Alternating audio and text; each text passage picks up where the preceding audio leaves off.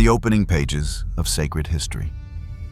The Bible and the Book of Enoch together recount a terrifying event, a great flood that lasted 40 days and 40 nights, submerging the entire earth and sweeping away homes, farmlands, and humanity itself. In the end, only one faithful family was preserved, the family of Noah, kept by God to carry forward the human lineage. In humanity's shared memory, this moment is remembered as a new beginning. But the truth about Earth is far more complex than that.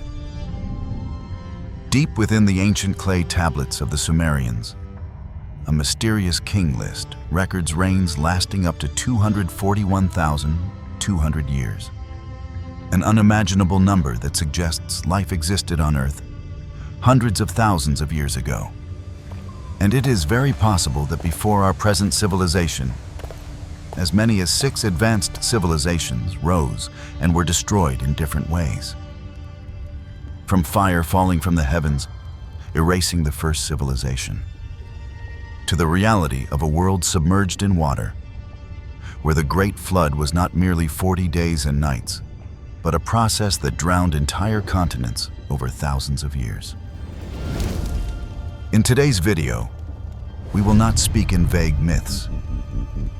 We will assemble the full picture of 6 past apocalyptic events, and we will uncover the mystery of the 8 pre-flood king's beings who possessed knowledge far beyond our own, yet still could not escape the relentless cycle of fate. Pause for a moment. Because we are living in the 7th civilization. 6 times before humanity rose, reached its peak, and collapsed. 6 times before life was preserved through those who still feared heaven and upheld moral order. This time, the world once again trembles as the Nipah virus emerges in India. As hundreds of thousands lose their jobs due to the rapid advancement of AI and robotics. And even more troubling as extreme natural events plunge the United States into brutal cold, claim dozens of lives, and cancel more than 11,000 flights. Will we be awake enough to pass through these terrifying events? Or will humanity close this cycle, becoming the final civilization in a pattern that is repeated for hundreds of thousands of years?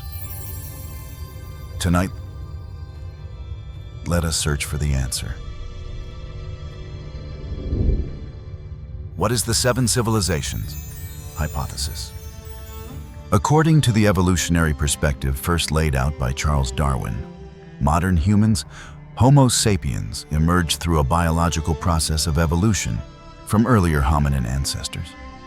Current scientific evidence supporting this framework suggests that anatomically modern humans appeared approximately 200,000 to 300,000 years ago, while the evolutionary line from a shared ape-like ancestor began millions of years earlier. Within this view, human history unfolds along a continuous developmental path. Humanity begins as hunter-gatherers, transitions into agriculture, advances into industrial society, and ultimately arrives at the technological age. Each stage is regarded as an improvement over the previous one. Each generation is assumed to be more intelligent, more capable, and in possession of greater knowledge than those who came before.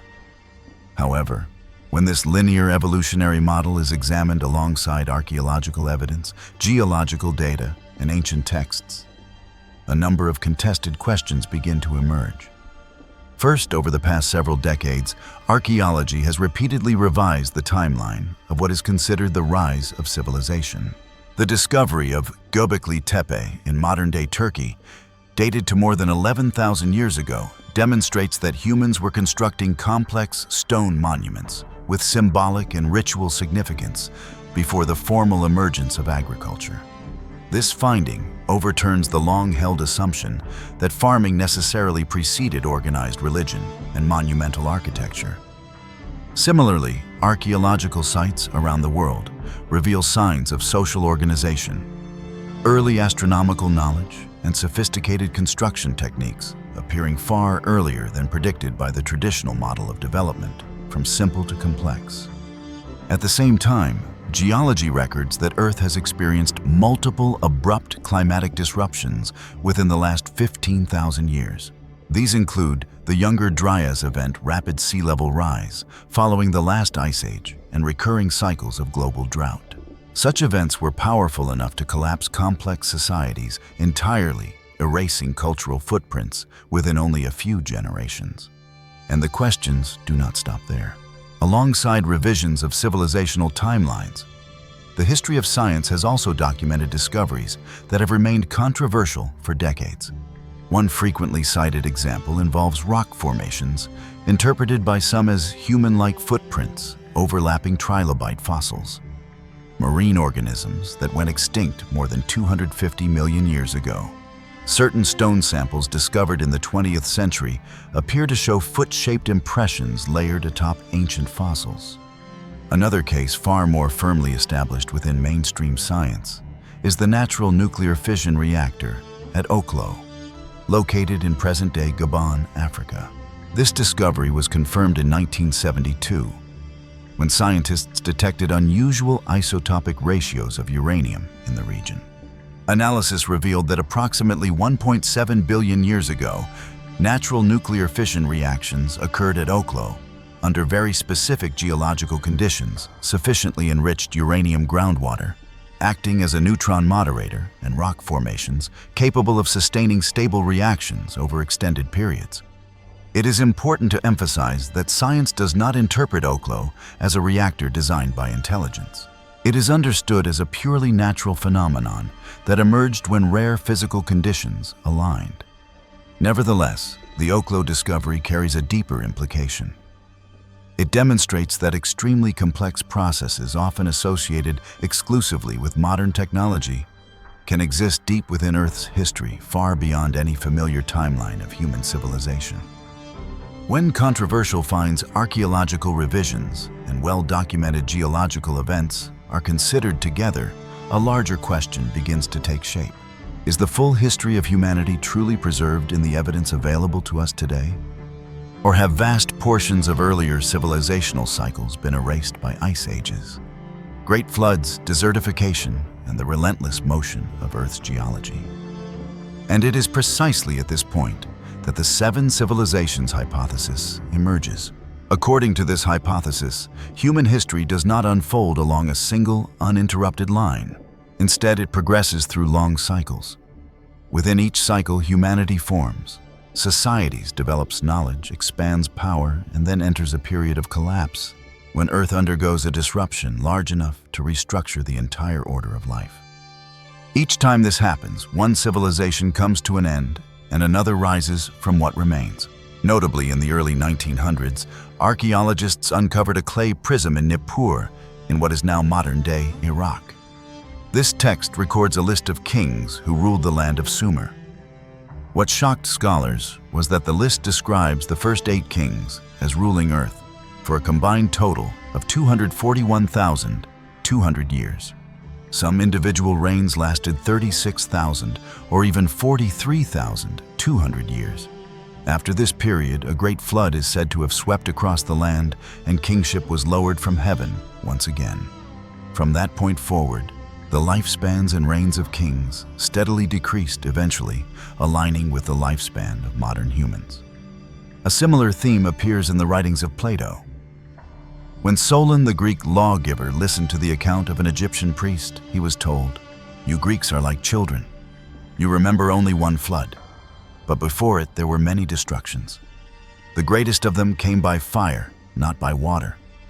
This statement outlines a sequence of 2 consecutive global catastrophes, a sequence that modern science has gradually begun to support through geological evidence.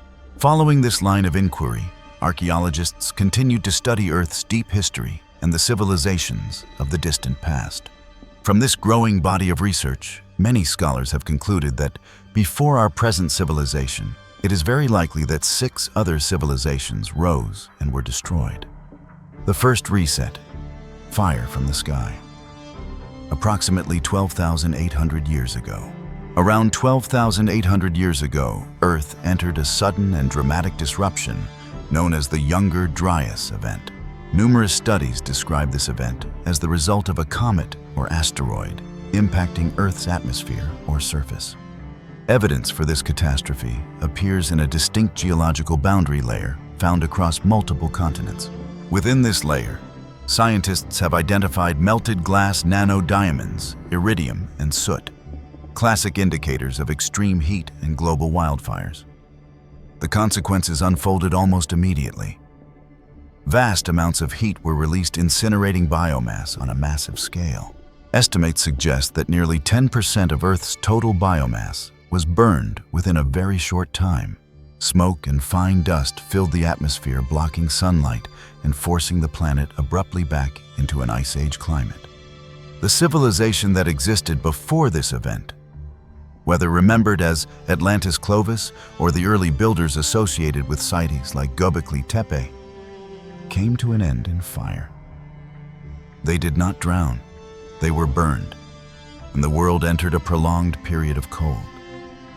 The second reset, a world submerged in water. After surviving the Ice Age, triggered by the first reset, humanity gradually rebuilt a new civilization. This time, people settled primarily along fertile coastlines where land was rich and water abundant. As the climate warmed, massive ice sheets melted. Sea levels rose at a pace difficult to imagine. In some regions, ocean levels increased by 16 to 25 meters within just a few centuries. This was not a single 40-day rainstorm. It was a process of drowning that unfolded across generations. The seas quietly swallowed vast continental shelves. The Persian Gulf Basin, Doggerland in Europe, and Sundaland in Southeast Asia. Regions that had once been centers of population, trade rivers, cities, and economies gradually disappeared beneath the water. The memory of this catastrophe was preserved through the stories of Noah, Gilgamesh, and Utnapishtim. This event shaped humanity's cultural memory of the Great Flood. And because it occurred after the catastrophe of fire from the sky, it is regarded as the second reset of human civilization. So what exactly has Earth experienced throughout its history? If the Great Flood represents only the second reset, then the 6 destructions that preceded our time are no longer the stuff of fantasy. And if this cycle continues, then the most important question is no longer what happened in the distant past. The real question is this: where do we stand within the cycle now? Let us continue searching for the answer. Who were the 8 Sumerian kings before the Great Flood? In a quiet room of a museum, there is an artifact that very few people stop to look at for long. It does not glow, it is not dramatically displayed, and it does not possess the imposing scale of pyramids or colossal stone statues. Yet the moment one reads the symbols carved into its clay surface, the familiar story of human history begins to tremble. This artifact is the Weld-Blundell clay prism now preserved at the Ashmolean Museum in Oxford. Upon this small object, the Sumerians left behind a record that has kept archaeologists silent for more than a century: the Sumerian king list. Carved in cuneiform script, the text records the sequence of kings who ruled the land of Sumer in the deepest reaches of antiquity. What causes scholars to pause before this prism is not the names of the kings themselves, but the numbers that accompany them. According to the text, the first 8 kings, known as the Antediluvian kings, ruled for a combined total of 241,200 years. Individual reigns lasted 28,800 years, 36,000 years, and in some cases, even 43,200 years. After this, the text describes an absolute turning point. The Great Flood swept across the world, and immediately afterward, kingship was lowered from heaven once again.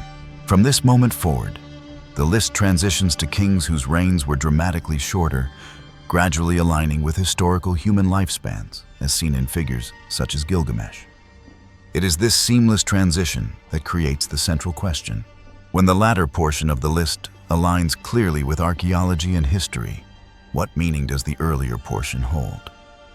These enormous numbers are not read as biological lifespans of individual humans. Instead, they are understood as symbolic units of time, representing vast epochs or complete civilizations that once existed. In this view, each king does not represent a single man, but a marker of a golden age that lasted thousands of years. The mystery of the Weld Blundell Prism. At the beginning of the 20th century, when archaeologists excavated at Nippur, they discovered the Weld Blundell Prism among administrative and religious records of Sumer. This context shows that the text was not created as an isolated myth, but existed within the official archival system of a functioning civilization. The king list on the prism is not divided between myth and history. It flows continuously from reigns lasting tens of thousands of years into reigns lasting mere decades.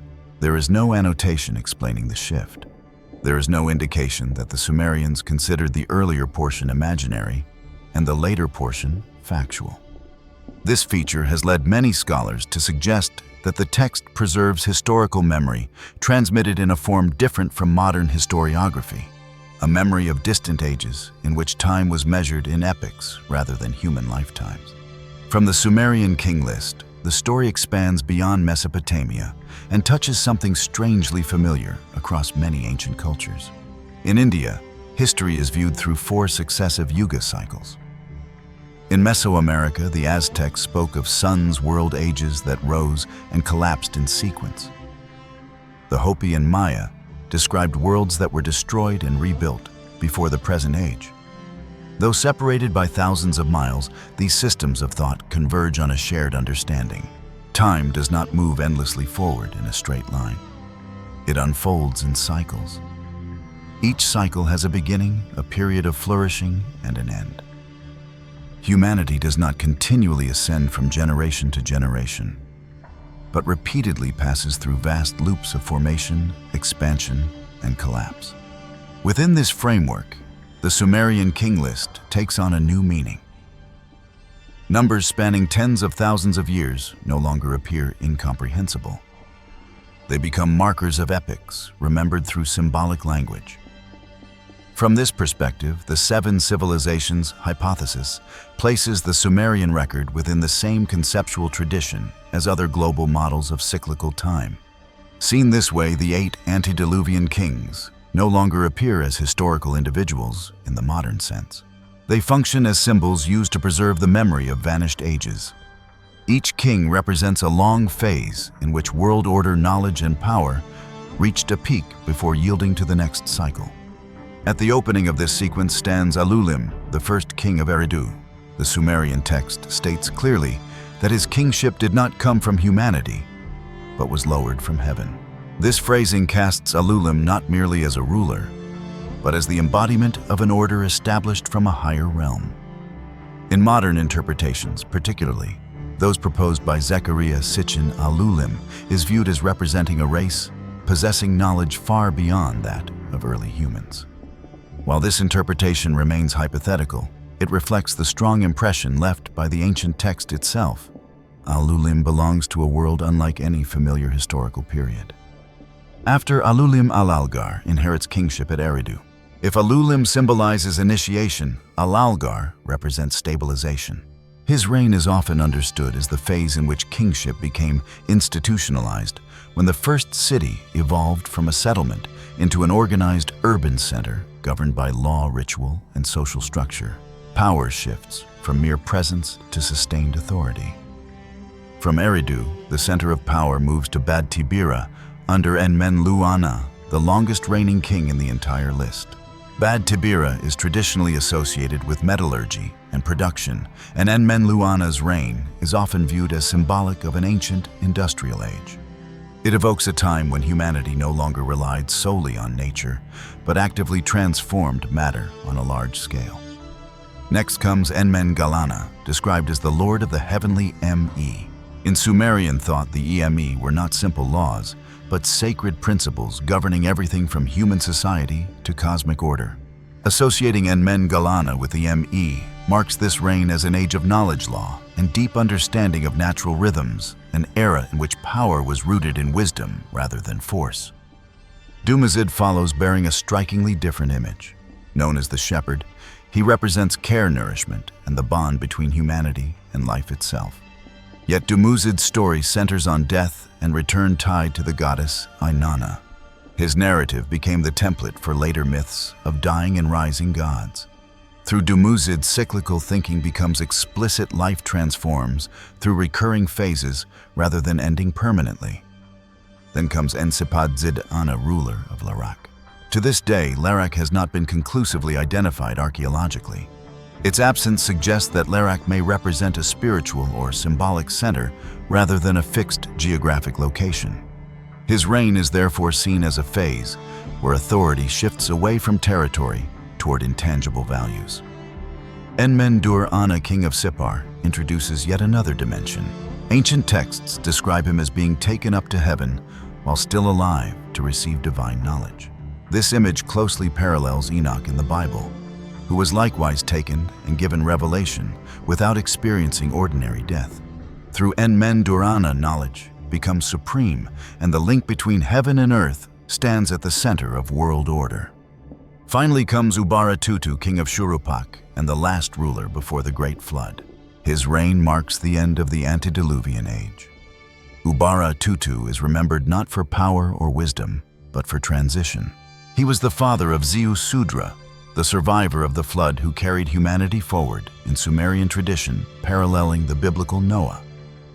At this point, the narrative closes one long cycle and opens a new era, an era more familiar to us after the old world had been swept away. According to the Sumerian king list, the first 8 kings ruled Earth for a combined total of 241,200 years, with individual reigns lasting up to 36,000 and even 43,200 years. These numbers do not appear randomly. They follow a precise mathematical structure. The first explanation lies in Sumerian thought itself. The Sumerians used a base 60 numerical system and a key unit of time known as the Sar, equal to 3,600 years. Every reign length in the king list is an exact multiple of this unit, revealing a deliberate cyclical system of timekeeping tied to cosmic order. A deeper interpretation draws from ancient astronomy. Many scholars suggest these figures encode Earth's precessional cycle lasting approximately 25,920 years. This cycle governs the movement of the stars and was regarded by many ancient cultures as the great heartbeat of time. Within this framework, the antediluvian kings represent epochs rather than human lifespans, each corresponding to a complete phase of civilization. Read this way, the Sumerian king list preserves memory of an extremely ancient world. A first civilization that achieved a level of organization, knowledge, and order worthy of remembrance as an age of kings. The text also records that the end of this age occurred before the Great Flood. From here, the hypothesis of the first destruction becomes clear.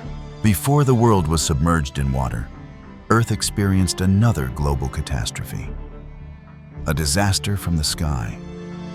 An event remembered in ancient memory as fire from heaven. In modern science, this event aligns with the Younger Dryas impact hypothesis, dated to approximately 12,800 years ago. According to this hypothesis, a comet or asteroid struck Earth's atmosphere or surface, triggering abrupt and violent climate change. Evidence appears in a distinctive geological layer, known as the black mat, found at archaeological sites across North America and Europe. This layer contains high concentrations of carbon nanodiamonds and melted glass materials formed only under extreme temperatures associated with high-energy explosions and massive wildfires. The consequences unfolded rapidly. Temperatures across the northern hemisphere dropped sharply. Ecosystems collapsed on a vast scale. Megafauna such as mammoths vanished. And with them, the Clovis culture, one of the earliest known human cultures, disappeared abruptly. Remarkably, the Sumerian king list records the end of a long age before the Great Flood. Geology confirms a fiery catastrophe at precisely that time. From the ashes of that first civilization, humanity entered the next cycle, one that would end in water rather than fire. From here, the journey of the remaining resets truly begins. The convergence between the collapse of the first civilization, the first kings, and the disappearance of Atlantis. Many archaeologists therefore regard the fall of Atlantis as the most fitting endpoint for the first civilization within the framework of the 7 civilizations hypothesis. The first point of alignment appears in the timeline. Within this hypothesis, the first global destruction, known as Reset 1, occurred around 12,800 years ago. This period corresponds to the onset of the Younger Dryas, a sudden and extreme climatic event triggered by a cosmic catastrophe when a comet or meteor struck the Earth or exploded in the atmosphere. The consequences unfolded rapidly. Vast wildfires swept across continents, powerful earthquakes shook the planet. Enormous tsunamis surged across coastlines, and accelerated ice melt led to widespread flooding. And the correspondence does not end there. When this time frame is placed alongside the ancient sources describing Atlantis, the alignment becomes strikingly clear. In Plato's dialogues, through the account of an Egyptian priest speaking to Solon, Atlantis is said to have been destroyed approximately 9,000 years before Solon's lifetime. Converted into the modern calendar, this places the event at roughly 11,600 years ago. This date falls squarely within the period of upheaval associated with the Younger Dryas. Another source, Edgar Cayce, known for his detailed readings on Atlantis in the early 20th century, offers a timeline that aligns even more closely. Cayce stated that the final remnant of Atlantis, called Poseidia, sank into the sea around 10,700 BCE, equivalent to approximately 12,500 years ago. This date nearly coincides with the peak of the Younger Dryas event. This convergence in timing forms the first foundation linking Atlantis to Reset 1. The next alignment appears in the cause of destruction. Within the seven civilizations hypothesis, the first civilization ended through what ancient memory describes as fire from the sky. The Younger Dryas catastrophe is supported by geological evidence, including a carbon-rich black mat layer, nanodiamonds, melted glass, and widespread traces of intense wildfires found across multiple continents. These indicators point to extreme heat, massive energy releases, and severe destabilization of the Earth's crust. Following this fiery phase, rapid ice melt triggered vast floods and colossal tsunamis. Plato's description of Atlantis mirrors this sequence. He wrote that the catastrophe unfolded within a single day and night, combining violent earthquakes with overwhelming floods that erased the entire island. Afterward, there occurred violent earthquakes and floods. And in a single day and night of misfortune, all your warlike men were swallowed up by the earth, and the island of Atlantis likewise disappeared beneath the sea. Plato later preserved this account in his dialogues, framing the encounter between Solon and the Egyptian priests within a broader vision, not merely as history, but as a moral narrative about human destiny. For Plato, Atlantis represented more than a lost kingdom. It served as a mirror reflecting the path toward human downfall. He wrote that the people of Atlantis once lived in harmony with nature. They honored the gods, upheld moral order, and prospered under divine favor. As power and wealth expanded, pride grew alongside them. They forgot the source of their blessings, and in arrogance sought to conquer new lands and pursue ever greater forms of power and technology. At that moment, the gods withdrew, and in a single night the sea rose and swept away everything humanity had built with pride. For Plato, the fall of Atlantis was both a natural catastrophe and a sacred warning. No civilization, regardless of its greatness, endures once moral order collapses. He ended the story not with despair, but with a question that still echoes today. If Atlantis fell through arrogance, what awaits this world as humanity begins to forget its ancestors and the gods who gave it life? Remarkably, beyond Plato's historical account, several individuals claiming direct experiential knowledge have also provided vivid descriptions of Atlantis. One of the most well-known among them is Edgar Cayce. Often called the sleeping prophet, Cayce made thousands of statements concerning individuals, nations, geological changes, and humanity's future. He accurately foresaw both World Wars, India's independence, the economic collapse of 1929, and the establishment of the State of Israel years before it occurred. He also predicted racial unrest in the United States and the deaths of two U.S. presidents during their terms, Franklin D. Roosevelt and John F. Kennedy. Cayce passed away in 1945. Some of his statements unfolded during his lifetime, while others manifested afterward. Although widely known as a prophet, only a small portion of his nearly 15,000 readings concerned future predictions. Many of his explanations focused on ancient civilizations. Atlantis held a special place in Casey's work. After examining the lives of more than 1,600 individuals, over 700 were described as having lived in Atlantis or Lemuria. In 1988, the Edgar Cayce Foundation published Edgar Cayce on Atlantis, a compilation drawn from thousands of life readings given between 1924 and 1944. According to Cayce, Atlantis spanned a vast region extending from the Gulf of Mexico and the Caribbean Sea in the west to the Mediterranean Sea in the east. As material desire intensified and technology and natural resources were increasingly misused, Atlantis experienced three major catastrophes. Its golden age stretched from approximately 210,000 BCE to 50,722 BCE, the year the continent endured its first destruction. Cayce explained that this catastrophe arose from internal geological changes as the Earth gradually cooled, causing part of Atlantis to sink into what is now known as the Sargasso Sea. This event fractured Atlantis into 5 islands. 21 of Cayce's readings indicate the civilization existed more than 50,000 years ago. 52 readings describe a second destruction occurring over 20,000 years ago, driven by volcanic eruptions, earthquakes, and polar shifts, leaving only 3 islands: Poseidia, Arion, and Og. Massive waves submerged the remaining land masses. Advanced technology continued to exist even after the second destruction of the continent. Conflict persisted on both the physical and the level of consciousness, and turmoil spread across the land. The final catastrophe occurred around 10,700 years before the Common Era, when the last and largest island of Atlantis, known as Poseidia, sank completely beneath the Atlantic Ocean. This moment closely aligns with the time Plato referenced as the final disappearance of Atlantis. Another extraordinary account comes from Ingrid Bennett, a woman said to have recalled memories of past lives, who stated that she once lived in Atlantis. Ingrid described that in her memories, there was a massive crystal placed inside a circular chamber atop a black stone pedestal, enclosed beneath a radiant crystal dome. That crystal served as the heart of the city and the energy source that sustained the entire Atlantean civilization.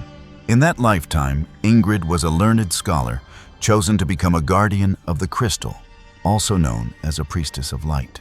Within this civilization, severe diseases did not exist, and the average human lifespan could reach up to 200 years. Atlantean healing practices combined multiple elements in a refined way. Quartz crystals color music, fragrance, herbs, and meditation. They believed that during meditation, the higher the vibrational frequency of the body and the brain, the clearer and more awakened the soul became. As inner thoughts grew more positive, the body and mind naturally became healthier and more balanced. When people gradually lost faith in God, they no longer valued meditation or gratitude for the blessings bestowed by the divine. As a result, ambition, desire, and the pursuit of power began to dominate human behavior. By the time of Ingrid's era, the world of Atlantis had reached its final stage. Many people sensed this clearly, yet most chose to ignore it or remain indifferent. The imbalance of material energy grew increasingly severe. Technology advanced to the point where it could purify air, regulate temperature, and even alter the composition of water and the atmosphere. This deep interference with nature ultimately disrupted the order of heaven and set in motion the collapse of Atlantis. Ingrid explained that during that time, the concept of marriage no longer existed. If two people wished to bond, they simply performed a ceremonial union. Some even engaged in hybrid experimentation between humans and animals, creating beings described as half human and half beast, such as a human torso joined to the body of a horse. Successful implantation and hybridization were used primarily for sexual purposes. Many were horrified, yet no one took action. Among the Atlanteans, controlling another person's thoughts was considered barbaric because each individual was believed to be responsible for the evolution of their own soul. However, this extreme respect created a vulnerability. Evil could not be restrained or punished. Gradually, darkness and corrupt thoughts emerged and grew within the human mind. People began to lose faith in God and committed many harmful acts. Those who turned away from God ultimately faced his severe judgment. And that day finally arrived, the longest day, the final day, the final moment. The sky collapsed and the earth split open. Earthquakes, volcanic eruptions, and fires followed one after another. Ingrid saw lava erupting everywhere, with crimson flames covering the sky. The ground churned like a gigantic boiling kettle, surging like a bloodthirsty beast devouring everything in its path. She lost consciousness and then felt her soul rise, drifting toward the light. From above, she saw the entire continent slowly sinking into the sea. Cities, temples, and crystal domes all vanished beneath raging waves. The ocean closed over a civilization that had once reached the height of glory. An age of splendor lasting tens of thousands of years had come to an end. From this perspective, when ancient sources are compared with modern scientific data, the pieces begin to align in a striking sequence. The same pattern appears again and again: destruction by fire, followed by violent earthquakes, and finally, a great flood that submerges everything.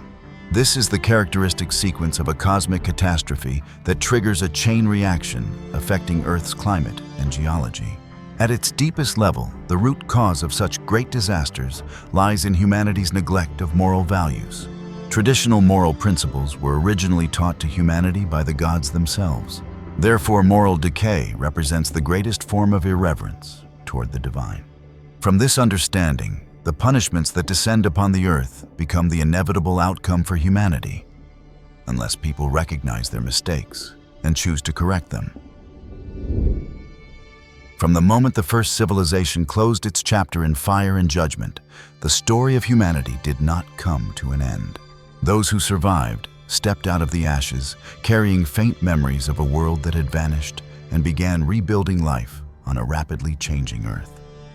Yet the cycle did not stop there. As ice melted, seas rose, and the natural order continued to reshape itself. Humanity entered a new phase, the age of those who lived before the Great Flood, a time when water, rather than fire, became the force that determined the fate of the next civilization. The second civilization, the Antediluvians. After the first civilization closed its chapter in fire and cosmic upheaval, the Earth entered a profound season of renewal. The atmosphere gradually stabilized. Global temperatures began to rise. The vast ice sheets that had covered the northern hemisphere started to break apart. From that very moment, a new civilization took shape. The civilization of those who lived before the Great Flood, commonly known as the Antediluvians. This was a decisive transitional age.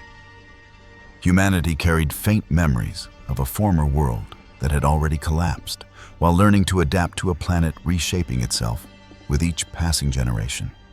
During the long span stretching from roughly 12,000 years ago to about 7,600 years ago, life expanded rapidly along low coastal regions.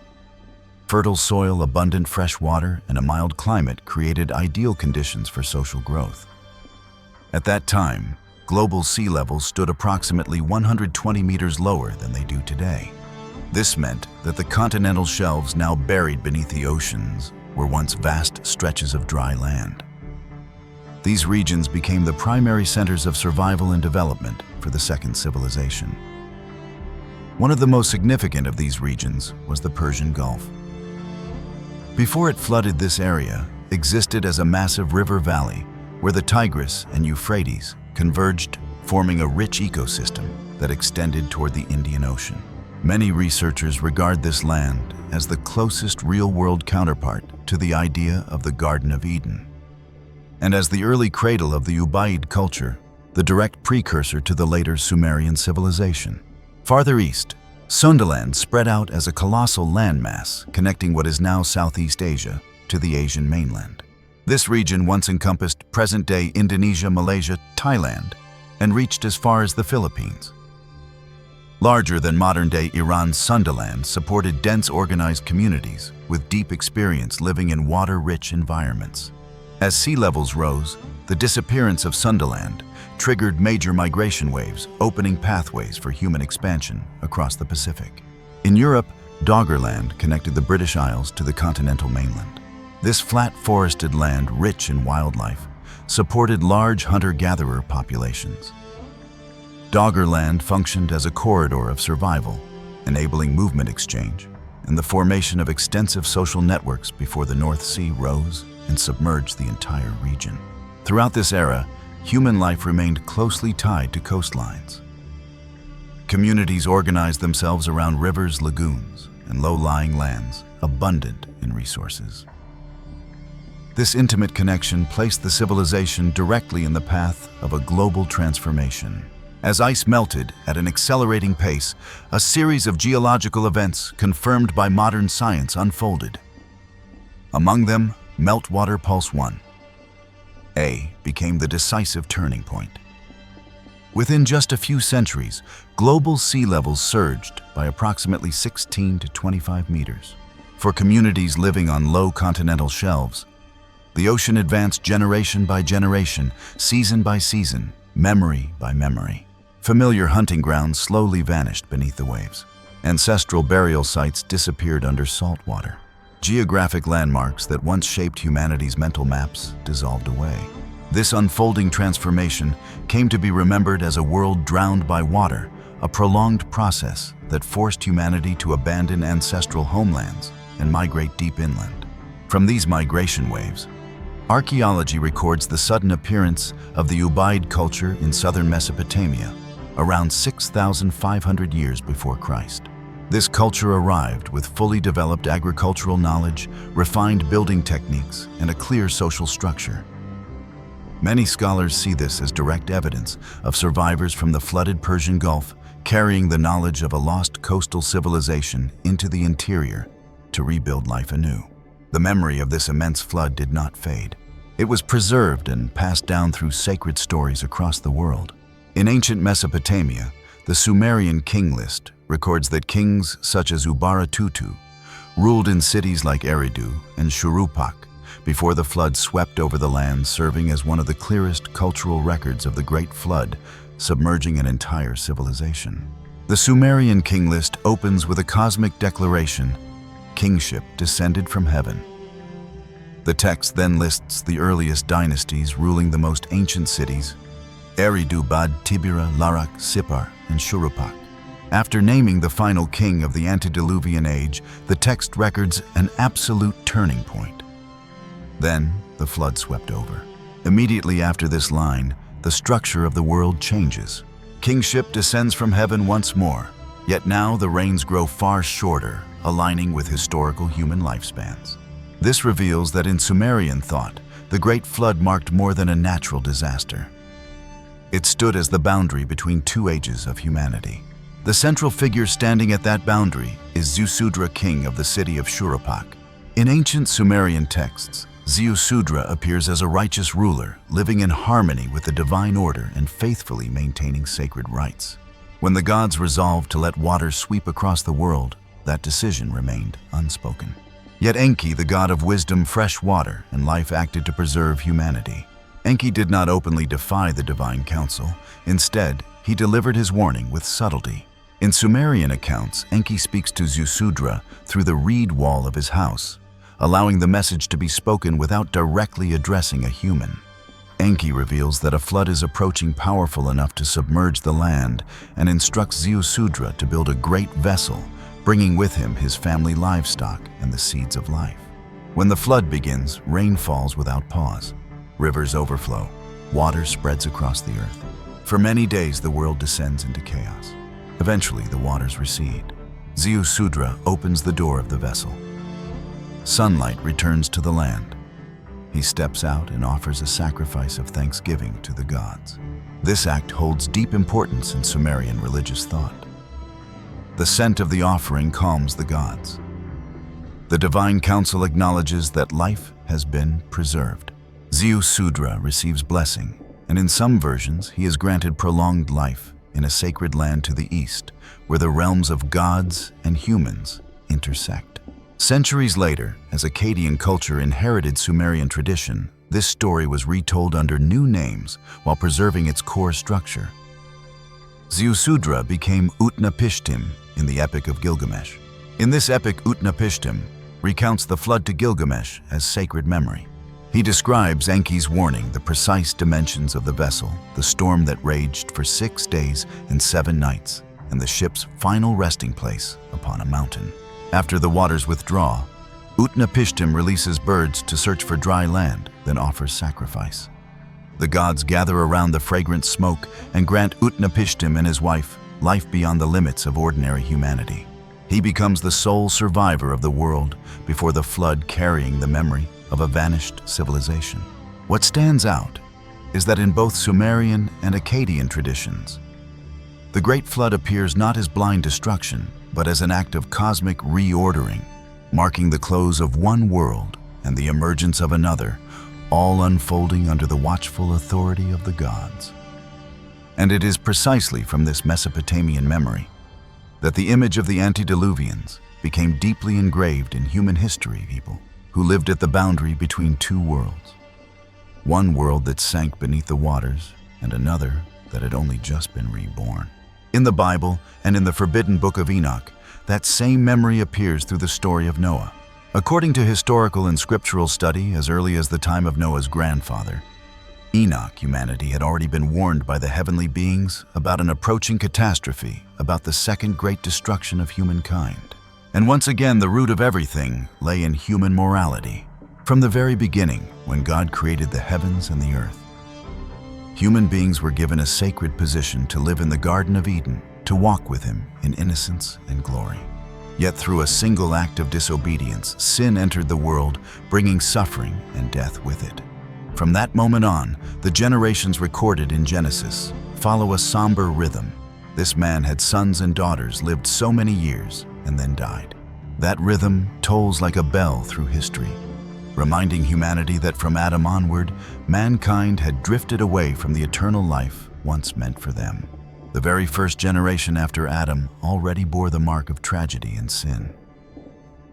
Cain, driven by jealousy and resentment toward his own brother, rose up and murdered Abel. From that moment, Eve was shattered, having lost both of her sons, one to death and the other to exile and wandering. How sorrowful it is that the very first family, once destined to be the source of all happiness, fell into ruin. The generations that followed, especially the descendants of Cain, continued down the same path. Civilization advanced, yet instead of turning their hearts toward the Creator, human beings grew increasingly arrogant and violent. For wealth and power, people were willing to commit any act of evil. By the 7th generation, the corruption of humanity had grown beyond measure. Lamech, a descendant of Cain, became the embodiment of brutality. He boasted openly that he had killed a man, then declared with pride, "If Cain is avenged sevenfold, then Lamech 77-fold." In that arrogant song, Lamech stood as the image of the serpent's lineage, self-exalting, violent, and placing himself as the ultimate judge. Added to this moral collapse came a decisive event recorded both in the Bible and in the Book of Enoch, the appearance of the fallen angels. These beings, originally created to guard the order of heaven, abandoned their appointed place, descended to earth, and entered human life. They not only took human wives, but also brought with them knowledge that was never meant for humanity at that stage of history. The Book of Enoch describes in detail how the fallen angels taught humans metallurgy, weapon making, the forging of swords, spears, and armor. They taught the cutting of precious stones, the adornment of the body, and the creation of cosmetics, drawing human hearts toward desire and outward beauty.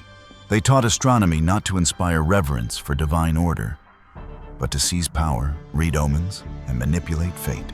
They taught sorcery, enchantments, astrology, and forbidden knowledge, erasing the boundary between heaven and earth. From these unlawful unions came the Nephilim, the giants. At first they were seen as heroes, men of renown, but their strength quickly surpassed all moral limits. They consumed all that humans produced, then turned to oppression, violence, and slaughter against the very people who had given them life. When food became scarce, the Nephilim began to devour human flesh, spilling blood across the earth. The land became soaked with cries of anguish. The created order fell into chaos. Humanity lived in fear, while wickedness spread like a dark current through every generation. The Book of Enoch states that the earth itself cried out before God because of what was happening upon it. And when knowledge surpassed morality, power surpassed reverence, and desire crossed sacred boundaries, destruction emerged as the inevitable consequence of human choice. Yet within that seventh generation of chaos, a rare light remained. That light was Enoch. In a world increasingly consumed by sin, Enoch kept himself pure. He did not merely believe, but lived according to his faith, making righteousness his foundation and dedicating his entire life to God. Scripture tells us that after Methuselah was born, Enoch walked with God for 300 years. Those centuries were not only long in time, but rich in virtue. He became a living example to his descendants, teaching faithfulness and reverence for God. Through that influence, Noah, his great-grandson, became the only righteous man among a corrupt generation, chosen by God to carry the mission of preserving humanity.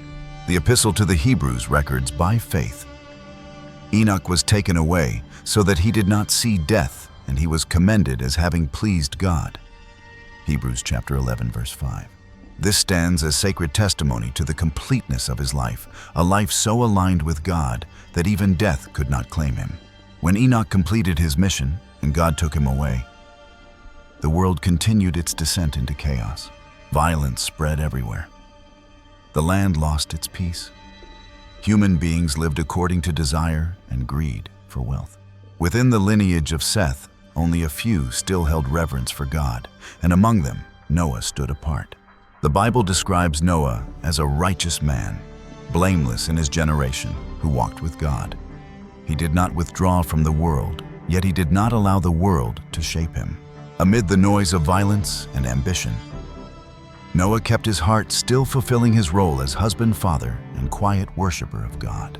At a moment set by divine timing, God spoke to Noah, revealing that the order of the old world had reached its limit.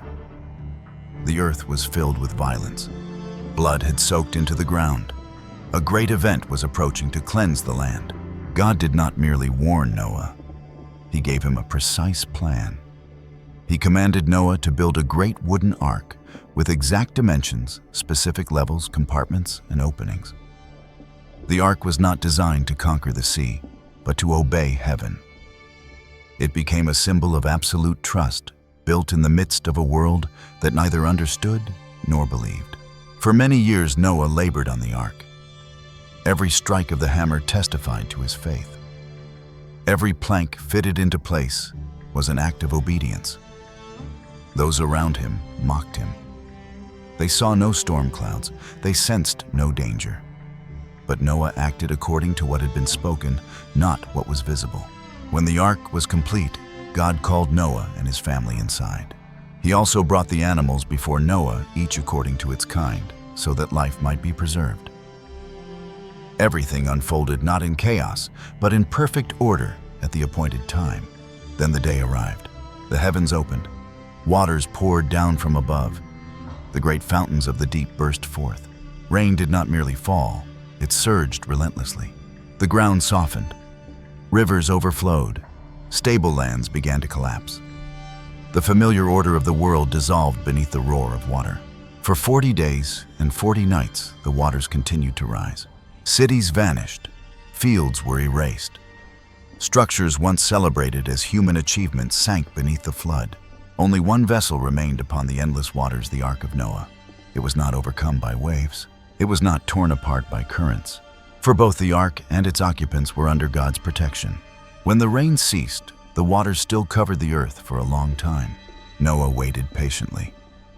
He watched for the signs God permitted. He released birds to search for dry land. And when the earth finally emerged, Noah stepped out of the ark, not as a conqueror, but with a heart filled with gratitude. His first act was not to build a home or claim territory, but to build an altar. He offered sacrifices of thanksgiving to the one who had preserved life. The rising aroma marked the beginning of a new age. God established a covenant with Noah and his descendants. He placed the rainbow in the sky as a sign of his promise, a reminder that Earth had entered a new chapter in human history. From that shared memory, The traces of the Great Flood do not remain confined to Mesopotamia or the Bible alone. They appear with striking clarity in ancient traditions from lands separated by thousands of miles. In India, the ancient Hindu scriptures preserve the story of Manu, regarded as the progenitor of humanity in the current world cycle. According to this tradition, as the world entered a period of moral decline, the god Vishnu appeared to Manu in the form of a small fish. The fish did not come to display divine power, but to offer a quiet warning that a vast flood was approaching, one powerful enough to sweep away the entire existing order of humankind.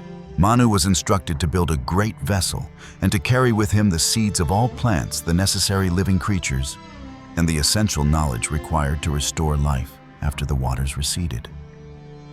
When the Great Flood arrived, the fish revealed as Vishnu grew in size with the rising waters and guided the vessel safely through the chaotic ocean. After the waters withdrew, Manu stepped onto new land, performed sacred rites, and became the founder of a renewed age of humanity. This account functions as more than religious mythology. It reflects a very specific memory, a transition between two ages in which an old world was erased by water and a new order emerged through those who survived. On the opposite side of the planet in the Americas, indigenous traditions preserve the same memory through different narratives that share the same underlying structure. The Hopi speak of successive worlds, with the third world ending when water rose across the land. The survivors were guided to safety in order to begin a new cycle of humanity. For them, each world represents not merely a historical era, but a moral and spiritual condition of humankind. In Aztec tradition, human history unfolds through successive suns or great epics. According to ancient records, the fourth sun ended in a catastrophic flood when water covered the earth and erased the civilization of that age. Only after that cycle closed did the fifth sun, the present world of humanity, begin. What stands out is this: these stories were not transmitted within a single culture, did not originate from a shared geographic center, and did not rely on a common language or religious system. Yet all of them recount the same core event, a human age coming to an end as water covered the world, and a prepared group carrying life forward to establish a new order. From the perspective of the seven civilizations hypothesis, these memories are not coincidental. They reflect the second civilization, the age of the Antediluvians, people who lived in the stillness between fire and water. They did not arise from a cosmic catastrophe, but matured during Earth's recovery after that upheaval. They built societies on fertile coastal lands, shaped their lives around rivers and seas, and developed a heightened sensitivity to the rhythms and shifts of the natural world. Because they lived close to water, they also became the first to sense the slow, yet relentless advance of the oceans. And it was they who etched into humanity's collective memory the deepest lesson of this cycle. When the waters rise, no civilization endures unless humanity learns adaptation, humility, and harmony with the greater order of the earth. As the cycle of the second civilization came to an end, humanity crossed into a new chapter. From the memory of water itself, the civilizations that followed began to take shape, carrying with them the experience of loss, the wisdom of survival, and the enduring desire to rebuild the world with a deeper understanding of human limits and the immense power of nature. But water did more than bring one cycle to an end. It reshaped the world permanently as sea levels gradually stabilized and new lands emerged after the Great Flood. Humanity could no longer return to the old way of life, bound to coastlines and submerged continental shelves. People were compelled to move farther inland to settle the land-clear fields and domesticate plants and animals in order to survive on an earth that had become harsher and less predictable. Within this setting, a quiet yet decisive turning point took place. Human communities began to shift from lives guided purely by natural rhythms to the earliest societies capable of shaping their environment with intention. Stone tools were smoothed and refined. Fields were cleared and cultivated. Permanent villages began to take form. And from the aftermath of the waters, a new civilization was born. The third civilization, the Neolithic pioneers. After the memory of the Great Flood gradually faded into the past, Earth entered a rare period of stability. The climate grew warmer. Massive ice sheets melted more slowly. Sea levels settled at new elevations. Upon this newly recovered land, humanity began a bold experiment unlike anything before it in history. Living permanently in one place, living in dense communities, and relying on large-scale agriculture. Around 8,200 years ago, humanity entered a phase that archaeology calls the pre-pottery Neolithic B period. This marked the moment when people moved away from the flexible rhythm of hunting and gathering and bound their fate to fields, seasons, and long-term settled communities. Stone tools were finely polished. Wheat, barley, and legumes were domesticated. Livestock began living alongside humans. And for the first time in history, high-density settlements emerged. Across the Levant and Anatolia, large population centers arose like massive social experiments. Çatalhöyük, located on the Anatolian plateau in present-day Turkey, became the clearest symbol of this transformation. It was a crowded city with thousands of residents living tightly packed in mud brick houses. Streets as we understand them today did not exist. People moved across rooftops and climbed down into their homes by ladders. Interior walls were decorated with murals of bulls hunting scenes and ritual symbols revealing a spiritual life developing alongside material prosperity. Farther south, Ain Ghazal in Jordan and Abu Huraira in Syria emerged as major agricultural centers. Here, farming expanded on a scale unseen, before relying entirely on natural rainfall during the early Holocene. The climate at that time was mild, with seasonal rains arriving regularly, sustaining large populations for many generations. Complex rituals developed. Finely crafted plaster statues appeared, showing that people had begun to reflect deeply on identity, ancestry, and the order of the cosmos. For many centuries, this experiment flourished. Yet the long period of stability concealed a fragile truth. This entire civilization depended almost completely on rainfall. Then the shock arrived. Around 8,200 years ago, a massive geological event unfolded across the Atlantic Ocean. In North America, the enormous glacial lakes Agassiz and Ojibwe, holding vast quantities of fresh water, suddenly released their cold waters when natural ice dams collapsed. This surge of cold, fresh water poured into the North Atlantic, disrupting the ocean circulation system that carried heat from the equator toward the north. The consequences spread across the planet. Global temperatures dropped noticeably for several decades. More critically, rainfall patterns shifted abruptly. In the Near East and Anatolia, seasonal rains declined sharply. Once fertile lands dried out. Rain-fed agriculture, the foundation of Neolithic society, began to destabilize.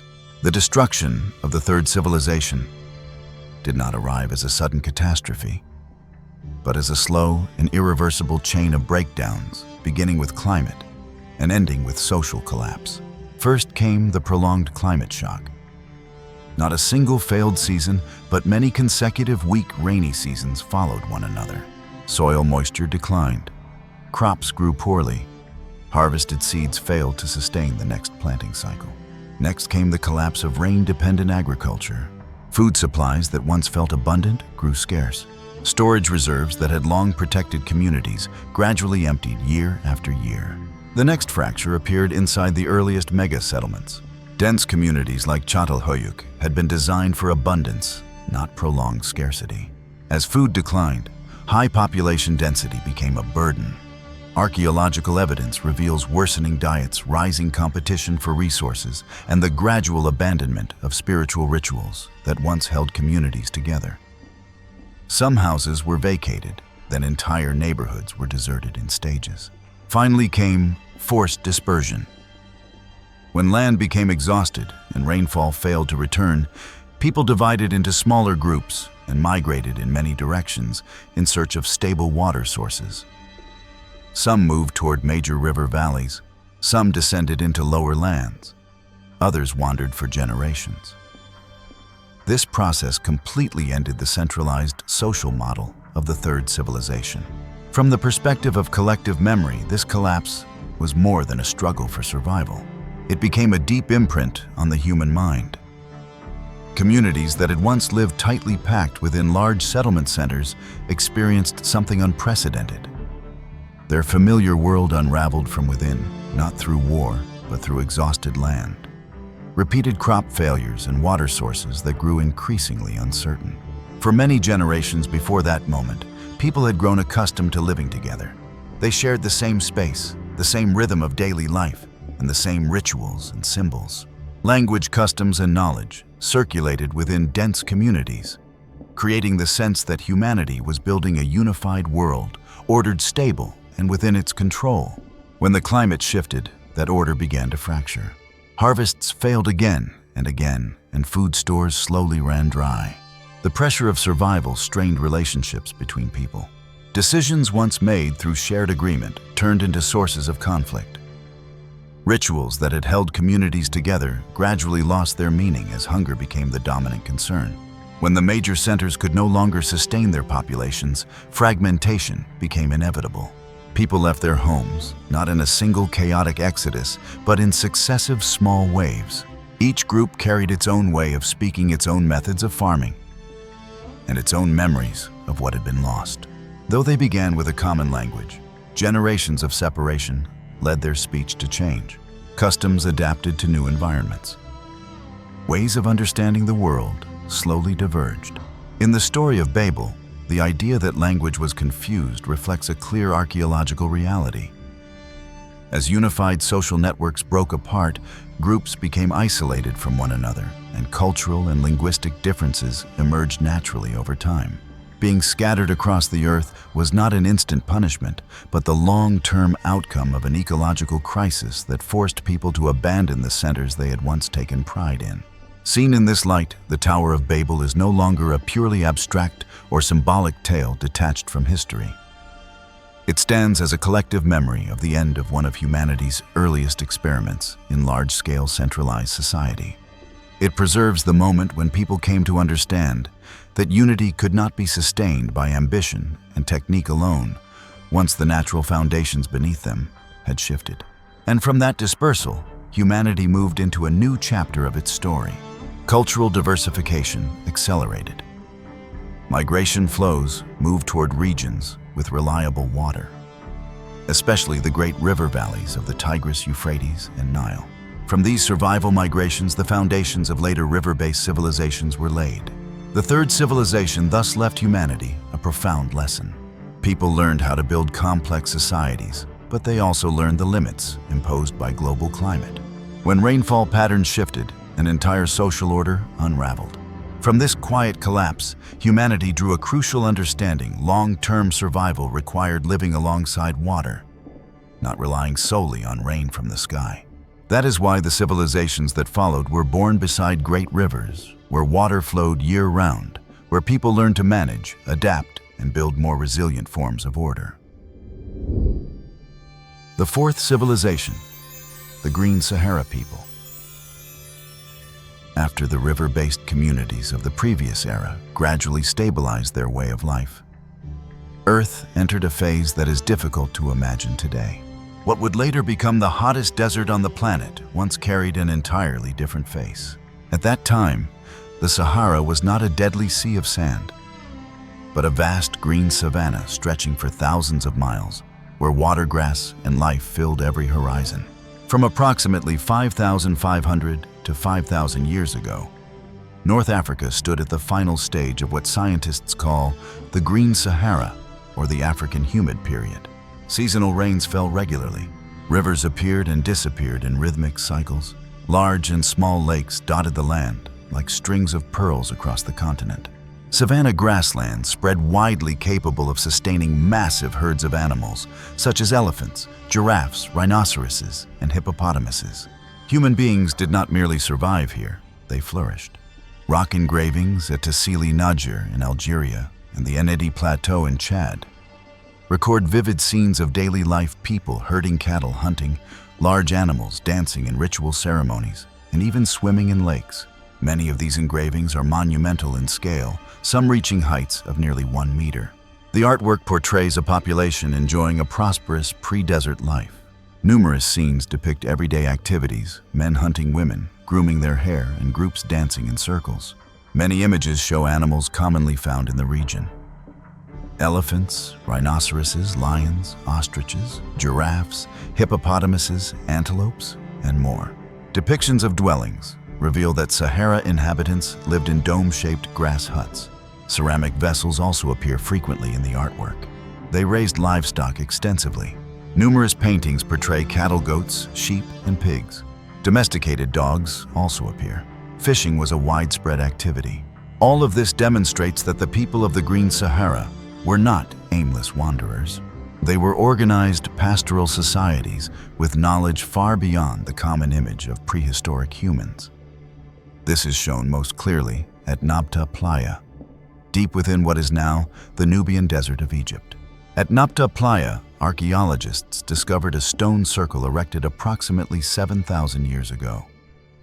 These stones were not placed randomly. They were precisely aligned to mark the summer solstice, the time when the sun reaches its highest position in the year, closely linked to the rainy season and the renewal of life.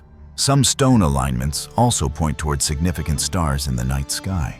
This demonstrates that the inhabitants possessed sophisticated astronomical and calendrical knowledge sufficient to coordinate rituals, livestock cycles, and communal life.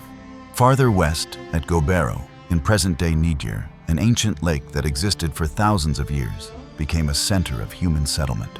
Large cemeteries found along its shores reveal fishing and herding communities that lived there for extended periods, leaving graves with careful burial positions and at times grave goods reflecting a prosperous and cohesive society. For centuries, this world functioned in harmony. People lived according to the rhythm of rain grass growth and retreating waters. So what caused the profound climatic transformation that turned this region into the harsh landscape we see today?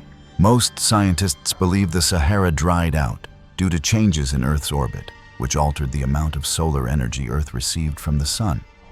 Or more simply, how much sunlight reached a specific region at a given time.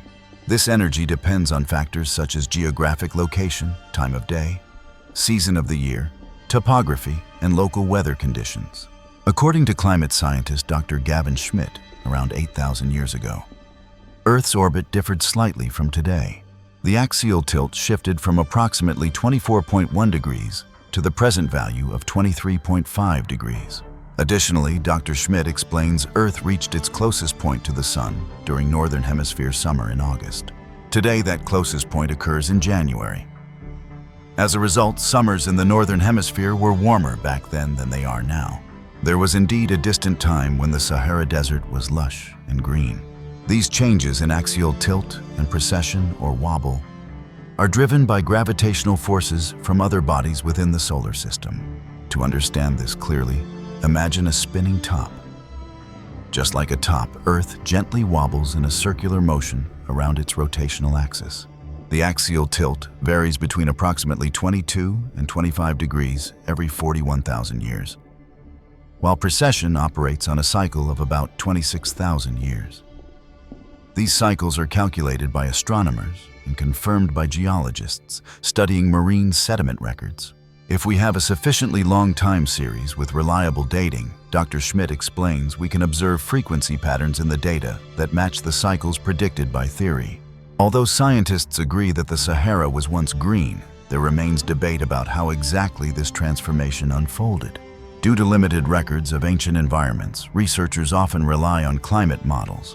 In 1999, a team of German scientists used computer simulations to model Earth's climate thousands of years ago. They concluded that Sahara's climatic shift occurred abruptly over a period of approximately 300 years. Other scientists dispute this conclusion. New evidence suggests that the eastern Sahara, particularly near Lake Yoa in Chad, dried gradually beginning in the mid-Holocene. Professor Pierre Francus of the National Institute of Scientific Research in Quebec, Canada states, based on sedimentological and geochemical properties of lake sediments, scientists determined that the Sahara gradually dried starting around 6,000 years ago, stabilizing in its present state approximately 1,100 years ago. Dr. Gavin Schmidt belongs to the group of scientists who believe strong evidence supports abrupt climatic shifts in the Sahara. Because vegetation depends so heavily on water availability, the end of the green Sahara grasslands occurred rather abruptly around 5,500 years ago, he explains. As a result, a very slow orbital change could trigger a rapid ecosystem collapse. The Sahara is vast, and it remains reasonable that some regions dried abruptly while others transitioned more gradually. It appears that aridity progressed across the region, but that does not mean the same pattern occurred everywhere, such as in Western Sahara. Professor Francis adds, "We cannot entirely rule out abrupt drying. Understanding regional differences in climate change remains a major challenge for climate science." As an example, Professor Francis refers to the Younger Dryas period, which involved abrupt climate change between 12,800 and 11,500 years ago. According to the United States National Oceanic and Atmospheric Administration, the end of that period was extremely abrupt. In Greenland, for instance, temperatures rose by 18 degrees Fahrenheit or 10 degrees Celsius within only a decade. Many scientists believe abrupt climate change could occur again in the future, Professor Francis notes. But its nature, direction, and intensity would likely be regional rather than global. He also points out that some climate models struggle to predict abrupt transitions, largely because soil moisture and land surface processes are difficult to model accurately. As a result, the Sahara changed dramatically. Rainfall declined. Aridification accelerated rapidly. Within only a few centuries, a green land larger than the modern United States transformed into desert. Rivers vanished. Lakes shrank and dried up. Savannas turned into seas of sand. The sole sources of life for humans and animals disappeared. Life in the green Sahara came to an end. Faced with the need to survive, people were forced to abandon their homeland. Their herds moved with them, and the largest migration in North African history began. They converged on the only remaining stable source of life, the Nile River Valley. The Nile does not depend on local rainfall. It is fed by distant highlands in East Africa. The river flows steadily, carrying fertile silt and predictable floods. For Sahara refugees, the Nile was not merely water. It was salvation. They brought with them astronomical knowledge, from Nabta Playa social organization skills, pastoral techniques, and cattle-centered beliefs that once formed the heart of Sahara life.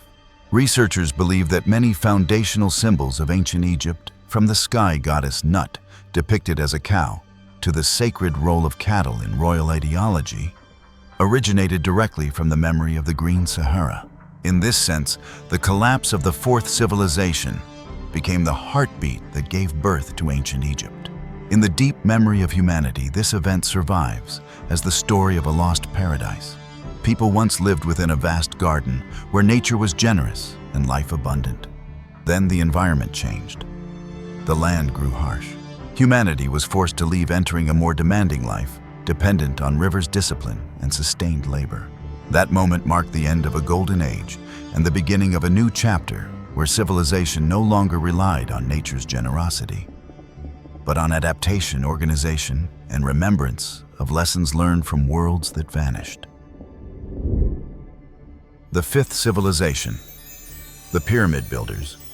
The Pyramid Builders. Around 4,200 years ago, humanity entered a period of brilliance unlike anything that had come before. For the first time in history, people did not merely live in communities. They built vast, centralized states capable of controlling land population, food supplies, and belief systems across thousands of kilometers. The Bronze Age reached its height. Metals were cast with precision. Calendars were standardized. Divine authority and royal power merged into a single order. The world at that time was more interconnected than at any earlier moment. From the plains of Mesopotamia to the Nile Valley, from the Indus River Basin to the regions along the Yangtze and the Yellow River, goods, ideas, and people moved continuously. Copper, tin, jade, grain, and textiles traveled along trade routes, stretching thousands of miles. An early global order took shape, resting on the stability of climate and the steady rhythm of the seasons. The Akkadian Empire, when humanity first believed it had mastered the world. In ancient Mesopotamia, where the Tigris and Euphrates nourished vast fields of wheat and barley, humanity witnessed the birth of an entirely new political reality. No longer independent city-states existing side by side, but a unified empire governed from a central authority controlling land, people, and wealth on an unprecedented scale. That empire was called Akkad, and the figure who laid its foundations was known to history as Sargon of Akkad. What made Sargon extraordinary did not lie solely in his conquests. It began with his origins. According to ancient Akkadian texts, Sargon was not born into royalty. Legend tells that he was the child of a priestess placed in a basket and set adrift on a river, later rescued and raised by a gardener. Though mythic in tone, this story reflects a deeper truth. Sargon rose from the lowest social ranks not through bloodline, but through ability and ambition. From a servant in the court of the city of Kish, Sargon steadily seized power.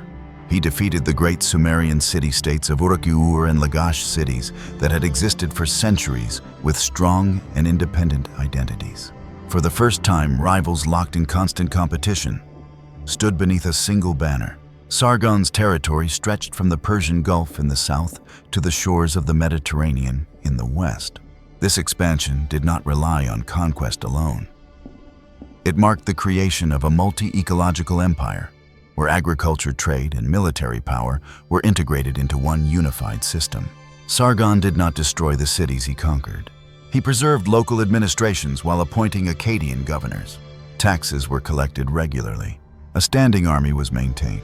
Massive grain stores were constructed to sustain both soldiers and civilians. For the first time in history, people lived under an order where central authority intervened directly in economic life across vast distances. The Akkadian Empire thrived by linking very different landscapes. Northern Mesopotamia relied on rain-fed agriculture, growing wheat and barley on highlands. The southern lowlands depended on artificial irrigation through complex canal systems. When one region produced surplus goods, moved to another through state-protected trade routes. Cedar wood from Lebanon was transported for palace construction. Copper from Anatolia and the Iranian plateau supplied tools and weapons. Precious stones from Afghanistan and farther still from the Indus Valley passed through long chains of exchange. The Akkadian Empire functioned like a living organism, each part tightly dependent on the others. This deep interconnection produced extraordinary prosperity. It also planted the seeds of a systemic catastrophe. Around 4,200 years ago, the climate of the Near East began to shift in ways people of that time could not manage. Rainfall declined sharply over many consecutive decades. Dry winds intensified. Northern Mesopotamian farmland gradually lost its ability to sustain crops. Excavations at Tel Leilan, a major Akkadian agricultural center in present-day Syria, revealed that the city was abandoned almost abruptly. Farmland lay buried beneath thick layers of wind-blown dust. No traces of planting remained. For the next 300 years, the region showed no signs of permanent settlement. When northern agriculture collapsed, a chain reaction spread across the empire. Hundreds of thousands of people left their parched homelands and migrated south towards Sumer, where irrigation systems still functioned. This wave of climate refugees placed unbearable pressure on southern cities, designed to support stable populations, not endless influxes. The Akkadian government attempted to contain the crisis. A massive defensive wall was constructed, known as the Repeller of the Amorites, intended to block migration from the north. Under the combined strain of population pressure, hunger, and disorder, the wall served more as a symbol than a solution. As grain stores dwindled, the army weakened. Central authority fractured. Border regions grew unstable. In this environment, nomadic groups from the Zagros Mountains, known as the Gutians, descended into the lowlands. Sumerian texts describe them in harsh language, portraying them as embodiments of chaos. In reality, the Gutians did not defeat a powerful empire.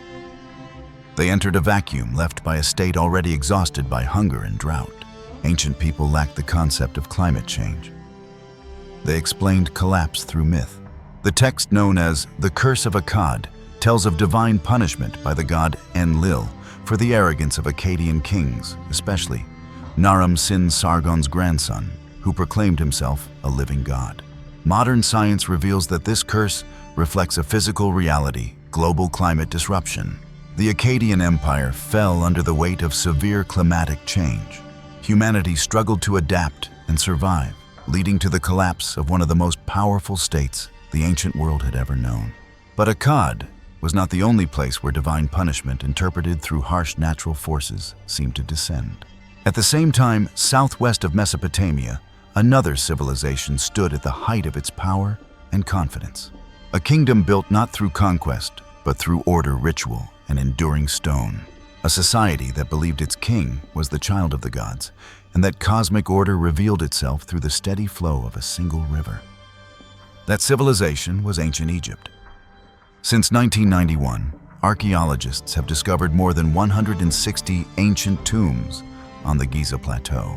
Many of these tombs have forms very similar to pyramids, indicating a close connection between the tomb system and the famous pyramid structures.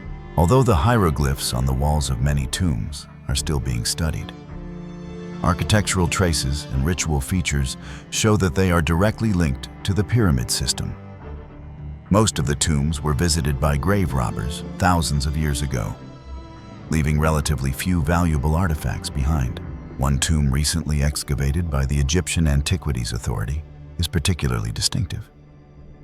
This tomb dates back more than 4,600 years and has been preserved almost intact, with a complete structure and burial chambers that retain many important details. Researchers believe this was the burial place of high priests who served 3 kings of Egypt's 4th dynasty. The exact identity of the tomb's owner is still being verified. But if it is indeed the tomb of high priests, then it contains extremely valuable materials related to the 4th dynasty. In ancient Egyptian society, high priests held historical knowledge, hieroglyphic writing, and the authority to interpret sacred rituals. They were the custodians of civilizational memory.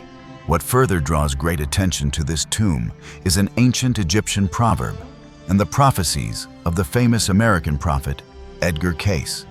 The ancient proverb states that whenever humanity enters a new century, mysterious tombs in Egypt will be discovered one after another. And the opening of these tombs also opens a new chapter in history.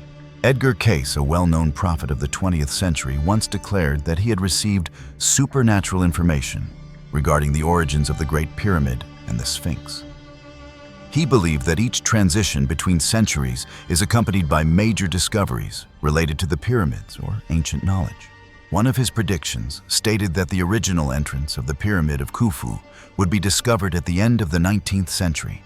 This prediction became reality when British explorer Howard Vyse discovered the entrance in the year 1881. A greater prophecy by Edgar Cayce referred to a massive underground hall of records located beneath the Sphinx or the pyramids, containing primordial records about the origins of humanity and ancient wisdom. He believed this underground archive would be discovered toward the end of the 1990s. Coincidentally, modern seismic surveys conducted by American and British scientists have confirmed the existence of a large-scale underground architectural complex beneath the Sphinx. This area is strictly managed by the Egyptian government and heritage preservation authorities. This has led many experts to believe that discoveries there hold exceptional significance. The newly excavated tomb lies within the area believed to be connected to the underground archive, and for that reason, it has attracted global attention. Many believe that through this site, humanity may gain access to traces of an ancient civilization that once reached a very high level of development. Since the invention of writing, humanity has continuously sought to explain the mysteries of the pyramids. Even after thousands of years of research, many fundamental questions remain open: how the pyramids were built and what their original purpose was. Dr. Zahi Hawass, Egypt's leading archaeologist and the official responsible for the Giza Plateau, has played an important role in clarifying several long-standing views. After many years of research, he announced that the pyramids were the result of the labor of skilled craftsmen who worked out of faith and social responsibility. According to him, most Egyptians at that time participated in pyramid construction, working from morning until evening, eating bread and drinking beer to sustain their strength. Their average life expectancy ranged from 30 to 35 years. The question of whether pyramids served as tombs for the pharaohs continues to be discussed, although textbooks often refer to interior chambers as the king's chamber or the queen's chamber. In reality, the mummies of pharaohs were found in temples surrounding the pyramids rather than inside the Giza pyramids themselves. Another intriguing observation comes from American astronauts. On certain days of the year, sunlight striking the stone slabs at the tops of the pyramids creates reflective effects that can be observed from the moon. This phenomenon has inspired new hypotheses regarding the function of the pyramids, ranging from astronomical observatories and star maps to models of energy transmission. Researcher Alan F. Alford proposed that the pyramids functioned as ancient energy systems. He pointed to evidence of water erosion in the Queen's chamber, traces of extreme heat in the King's chamber, and layers of heat-fused white sand in the Valley of the Kings. He suggested that water from the Nile was once channeled into the pyramids, producing a large-scale release of thermal energy. An ancient Egyptian proverb once stated, "The pyramid is the summit of light and a giant eye." This has led many to associate pyramids with navigation or cosmic communication. The hypothesis that the pyramids are a star map has also attracted attention. British researcher Zachariah Sturgeon argued that the arrangement of the Giza pyramids and the entire Nile Valley corresponds to the constellation Orion, turning the region into a massive celestial map. At the World Pyramid Research Conference in 1998, many researchers reached a consensus that the Pyramid of Khufu and the Sphinx may have existed before the reign of Pharaoh Khufu. Carbon-14 analysis of the binding material between stone blocks indicates a very ancient age. The individual primarily responsible for the excavations is Dr. Hawass. Over more than 30 years of his career, he has participated in most major archaeological projects in Egypt and directly supervised the preservation of the Great Pyramid and the Sphinx. He once stated that when heritage is well preserved and research is conducted properly, archaeology becomes a long-term source of value for humanity. An exclusive documentary about the excavation produced by the American media company Fox drew global attention. Fox invested more than $100 million in the project and organized a 2-hour live broadcast featuring veteran reporters and the most advanced technology. Phoenix Satellite Television in Asia also participated in broadcasting the event. The excavation of the mysterious tomb west of the Great Pyramid of Giza entered a decisive phase. When Dr. Hawass and journalists descended into the deep underground passage, they saw wall reliefs depicting a high priest named Kai. Kai served 3 4th dynasty pharaohs, Sneferu, Khufu, and Khafra. He presided over national rituals, educated royal princes, and supervised the construction of royal tombs. The murals depict daily life labor, hunting, boat racing, and ritual scenes. One prominent portrait shows Kai and his wife facing east, conveying dignity and calmness. After many careful stages of investigation, Dr. Hawass confirmed that the tomb belonged to the Kai family. Inside the burial chamber, a wooden coffin was found along with 2 ceramic vessels prepared for the journey of rebirth. When the coffin was opened, a fully preserved mummy appeared. Dr. Hawass stated that this may be one of the oldest mummies ever discovered, dating back more than 4,500 years. Beyond this, he also discovered a mysterious palace beneath the Sphinx. Standing beneath the Sphinx, Dr. Hawass proudly announced that exactly as ancestral prophecies described, a massive 3-level underground palace had been discovered directly beneath it. This marked the greatest discovery of his life and the first time the Egyptian government publicly revealed this secret to the world. Previously, many experts and scholars believed that the Sphinx was a legacy of an ancient civilization dating back 12,000 years. Dr. Hawass also stated that 12,000 years ago, ancient Egyptians left numerous records beneath the Sphinx, hoping that when future generations discovered them, they would gain deeper understanding of prehistory. A famous American prophet once said that if humanity were to find the records beneath the Sphinx, it would come to understand who we are and what life truly is. Some scientists at the time also used radar to confirm the existence of this underground palace. Dr. Hawass made a shocking statement. Beneath the Sphinx truly exists a massive architectural structure belonging to the god Osiris.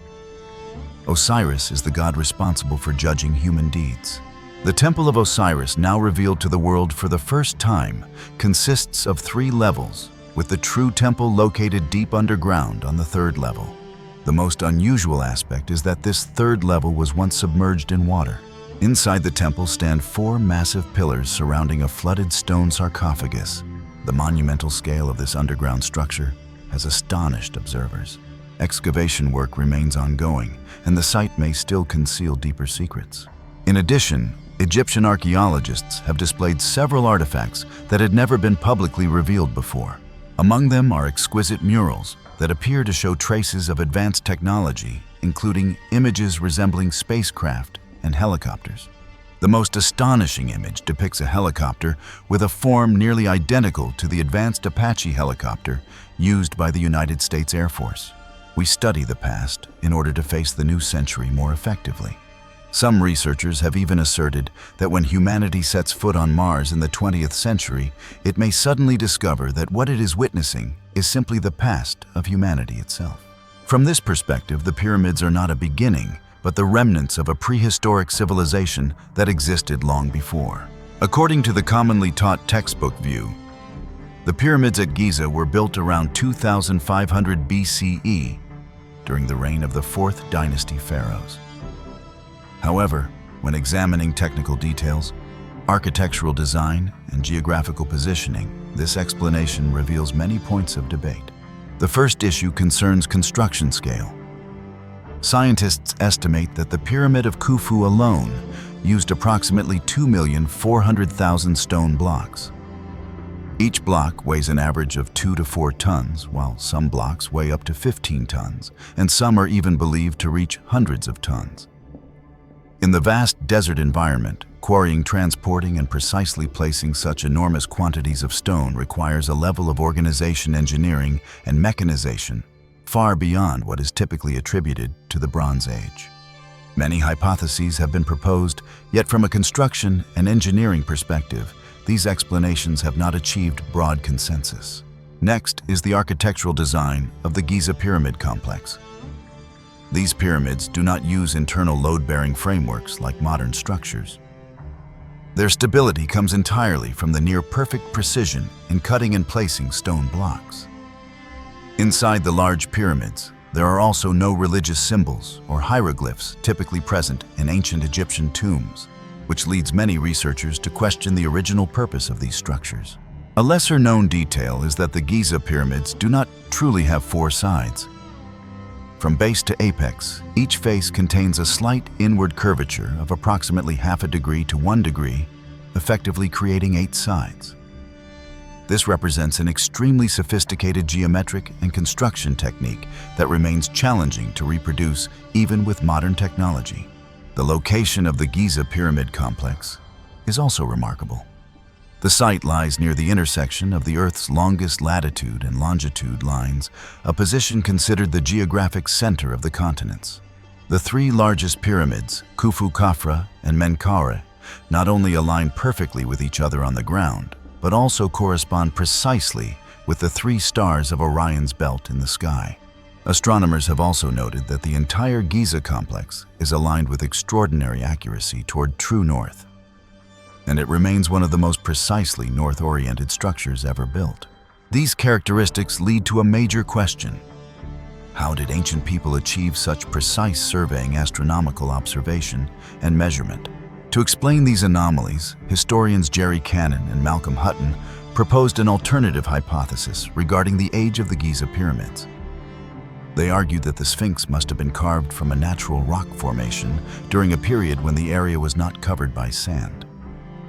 In an interview, Mr. Cannon explained that carving a structure on the scale of the Sphinx would only be feasible when the rock's surface was fully exposed, a condition consistent with approximately 12,000 years ago when the region's climate was wetter. Geological findings further support this view. Sediment layers over 4 meters thick surrounding the pyramid base contain fossilized shells dating to nearly 11,600 years ago. This suggests prolonged water exposure and implies that the pyramids and the Sphinx may have existed even before the last ice age. According to Professor Cannon, this significant time discrepancy means that these massive structures were not originally built by ancient Egyptian civilization, but may have been reused and continued by later cultures. Some records also indicate that pyramids possess unusual preservation properties. Corroded metal objects placed inside pyramids can regain their shine over time. Fresh milk retains its taste and fruit remains fresh longer than usual. This has led to the hypothesis that ancient Egyptians recognized these preservation qualities and placed mummies inside the pyramids, later constructing smaller versions based on the same model. Another striking detail is the discovery of numerous skeletal remains believed to belong to a race of giants dating back approximately 12,000 years. The same period hypothesized for the construction of the Great Pyramid. These individuals are estimated to have stood between 4 and 12 meters tall, making the construction of massive structures far more feasible than for modern humans. The next question arises, who truly built these structures? According to historians Cannon and Hutton, these colossal constructions may have been created by an advanced ancient civilization that once existed in the region, possibly connected to the legend of Atlantis, and later vanished following a global catastrophe such as the Great Flood. Unveiling history. Did giants build the Great Pyramid of Giza? The Great Pyramid of Giza has stood towering amid the golden sands for tens of thousands of years. Ancient Egyptians appeared later, and according to many hypotheses, they built only a number of smaller pyramids, modeling them after the original structure. For a very long time, the Great Pyramid has existed in silence, like a mute witness to history, as if waiting for a moment when humanity would truly understand its origin. The exact time when the Great Pyramid was built remains a major mystery to this day. However, an increasing body of documents and research suggests that this monument may have been constructed during a brilliant period of an ancient civilization far older than the ancient Egyptian society commonly known today. From this perspective, the Egyptians who came later inherited the area and then built smaller pyramids using the Great Pyramid of Giza as their template. Viewed through the flow of time, the Great Pyramid has challenged every boundary of history. It was once the largest man-made structure on Earth until the 20th century, when modern humanity finally began constructing buildings that surpassed its height. Yet, when examined in terms of construction techniques, precision, internal structure, and other difficult-to-explain phenomena related to energy fields, this monument remains a profound question mark for modern science. It is precisely here that a highly controversial hypothesis emerges. Could the Great Pyramid of Egypt be the product of an advanced technology that once existed, and could its builders have been giants, standing up to 5 meters tall? Today, the Great Pyramid stands at approximately 138 meters high. Although it has lost its original apex, it is still recognized as the only remaining intact structure among the 7 wonders of the ancient world. This fact makes the questions surrounding its builders and construction technology even more pressing. If the hypothesis of giants is considered seriously, then with their extraordinary stature, the so-called sons of Gaia would have possessed a significant physical advantage over ordinary humans in lifting, moving, and assembling massive megalithic stones. As early as the beginning of the 20th century, this idea had already been mentioned by some scholars. In 1901, world history historian Hans Ferdinand Helmholtz wrote that constructing these magnificent pyramids without modern resources and knowledge seemed impossible using ordinary human strength alone, and that a common belief held these structures may in fact have been created by giants. What is especially striking is that even with today's modern resources and technology, humanity still lacks a truly feasible method to reconstruct pyramids of such enormous scale, complexity, and precision. Alongside scientific hypotheses, ancient legends also offer a narrative rich in spiritual symbolism. According to these traditions, the Great Pyramid was believed to be a replica of a celestial realm known as the Giant Heavenly World. The ruler of this realm was the giant Buddha, whose sacred temple was described as a radiant golden tower, with a firm square base and 4 perfectly balanced triangular sides emitting pure light that permeated the entire heavenly domain. The legend recounts that when the giant Buddha preached the Dharma, his voice resounded throughout the cosmos. Heavenly flowers fell, celestial beings danced, and golden phoenixes, golden horses and golden lions appeared, creating scenes of auspicious beauty beyond description. After one such sermon, he told the assembled beings that when they entered the 3 realms, they should build a golden tower in the human world, resembling the giant heavenly world for future use.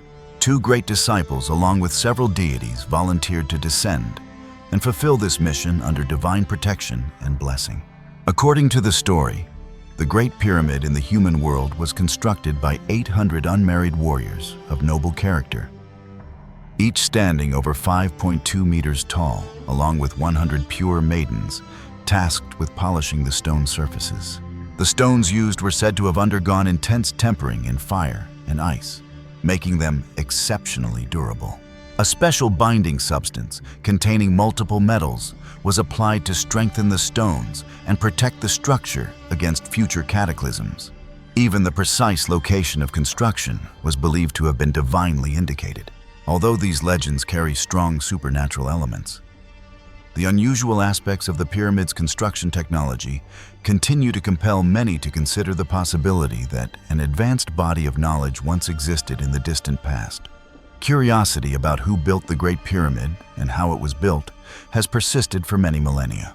From this point, researchers have gathered numerous data points to argue that the pyramids of Giza serve as evidence of a civilization that once possessed extraordinary technology and may have been built by giant warriors, as described in legend. The first line of evidence lies in the size, weight, and materials of construction.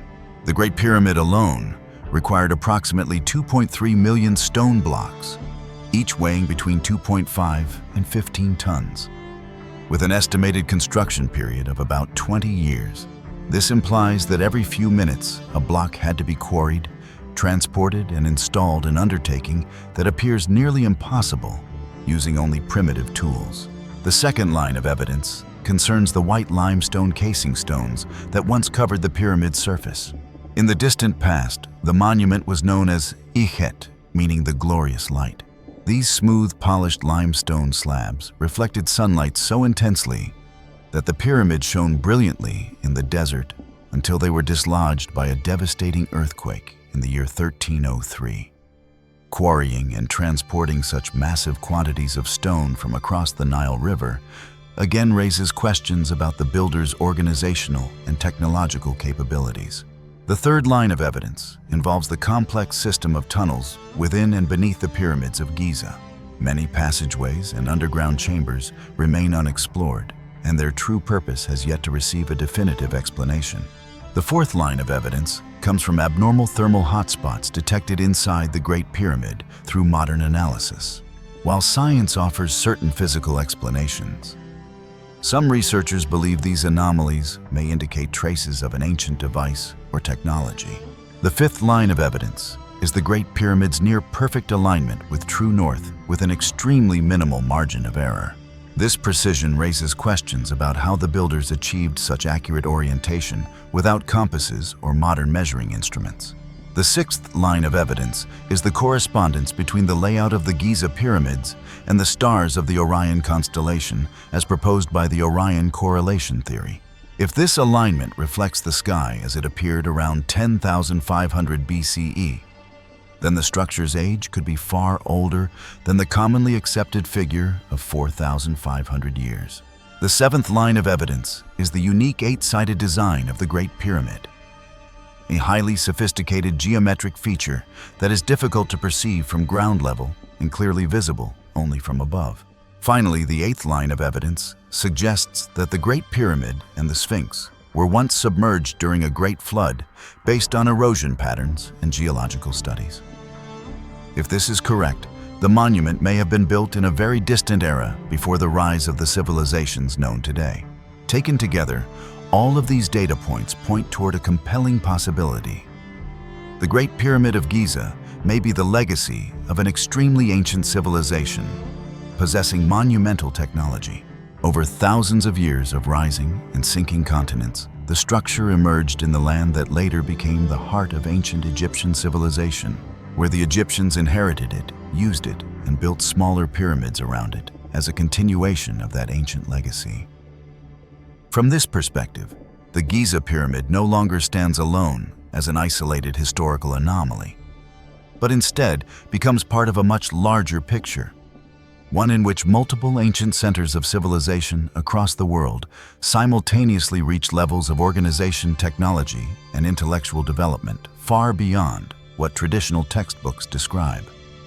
When looking toward other regions, it becomes clear that Egypt was not alone during this radiant era. In the Indus Valley, the cities of Harappa and Mohenjo-Daro developed as some of the earliest urban planning marvels in human history. Streets were laid out in precise grid patterns, with clear divisions between residential areas, administrative districts, and ceremonial zones. Underground drainage systems made of fired brick ran beneath the streets, connecting directly to individual homes, revealing a remarkable understanding of sanitation and urban management. Houses were constructed using fired bricks of uniform size, demonstrating a high degree of standardization in material production. Populations numbering in the tens of thousands were able to live in order, supported by agriculture craftsmanship and river-based trade networks extending across South Asia. To the east, along the major river basins of China, societies such as the Liangzhu and Longshan cultures achieved similarly complex levels of organization. Jade was crafted with exquisite skill, serving not only aesthetic purposes, but also playing a central role in ritual life, political authority, and the concept of divine mandate. Large-scale systems of dikes, reservoirs, and water channels were constructed to control flooding and regulate agriculture. Political power did not exist independently, but was inseparably bound to sacrificial rituals and the belief that rulers received their authority directly from heaven. In the eyes of people at that time, the world appeared to have been arranged into order. The climate was stable, harvests were regular, the gods seemed satisfied, the state functioned smoothly. Humanity began to believe that it had tamed nature and established a lasting order that could endure forever. It was precisely at the moment when humans believed they had gained control over the world that they unknowingly committed a transgression, one they themselves did not recognize. They forgot that life itself had been granted by the gods. It was the gods who taught them how to cultivate the land, enabling abundant harvests and full granaries. It was also the gods who taught humanity morality, so that a harmonious social order could be maintained. Yet when humans possessed everything, they completely denied the blessings bestowed upon them by the gods. Rituals of prayer and gratitude gradually became empty forms. Morality faded, while ambition continued to rise. Power was no longer regarded as a sacred trust, but was instead used as a tool for display and domination. In many ancient traditions, this arrogance was considered the greatest sin. Humans began to build higher and larger, not only to worship the gods, but to assert their own status. Monumental structures were no longer merely symbols of faith, but gradually became declarations that humanity had risen to stand equal with the gods. According to ancient understanding, when moral order was broken and humans crossed the boundaries that had been set for them, the gods were compelled to intervene in order to protect the earth and prevent further defilement by humanity. And when warnings were no longer heeded, nature itself became the final instrument for restoring order. Around 4,200 years ago, Earth entered a global climatic upheaval that modern science refers to as the 4.2 kilo-year event. Rainfall declined severely across vast regions. Dry winds intensified and persisted longer than normal. Seasonal temperatures became increasingly unstable. This was not a single year of drought, but decades of prolonged aridity, enough to destabilize every social system tightly dependent on natural cycles. At the city of Tel Leilan, in present-day Syria, archaeological layers record an abrupt event. A once prosperous city that had served as a major agricultural center of the region was abandoned within a very short period of time.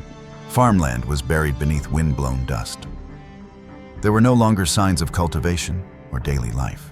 People left en masse, leaving behind a dead city that remained buried beneath desert sand and wind for nearly 300 years.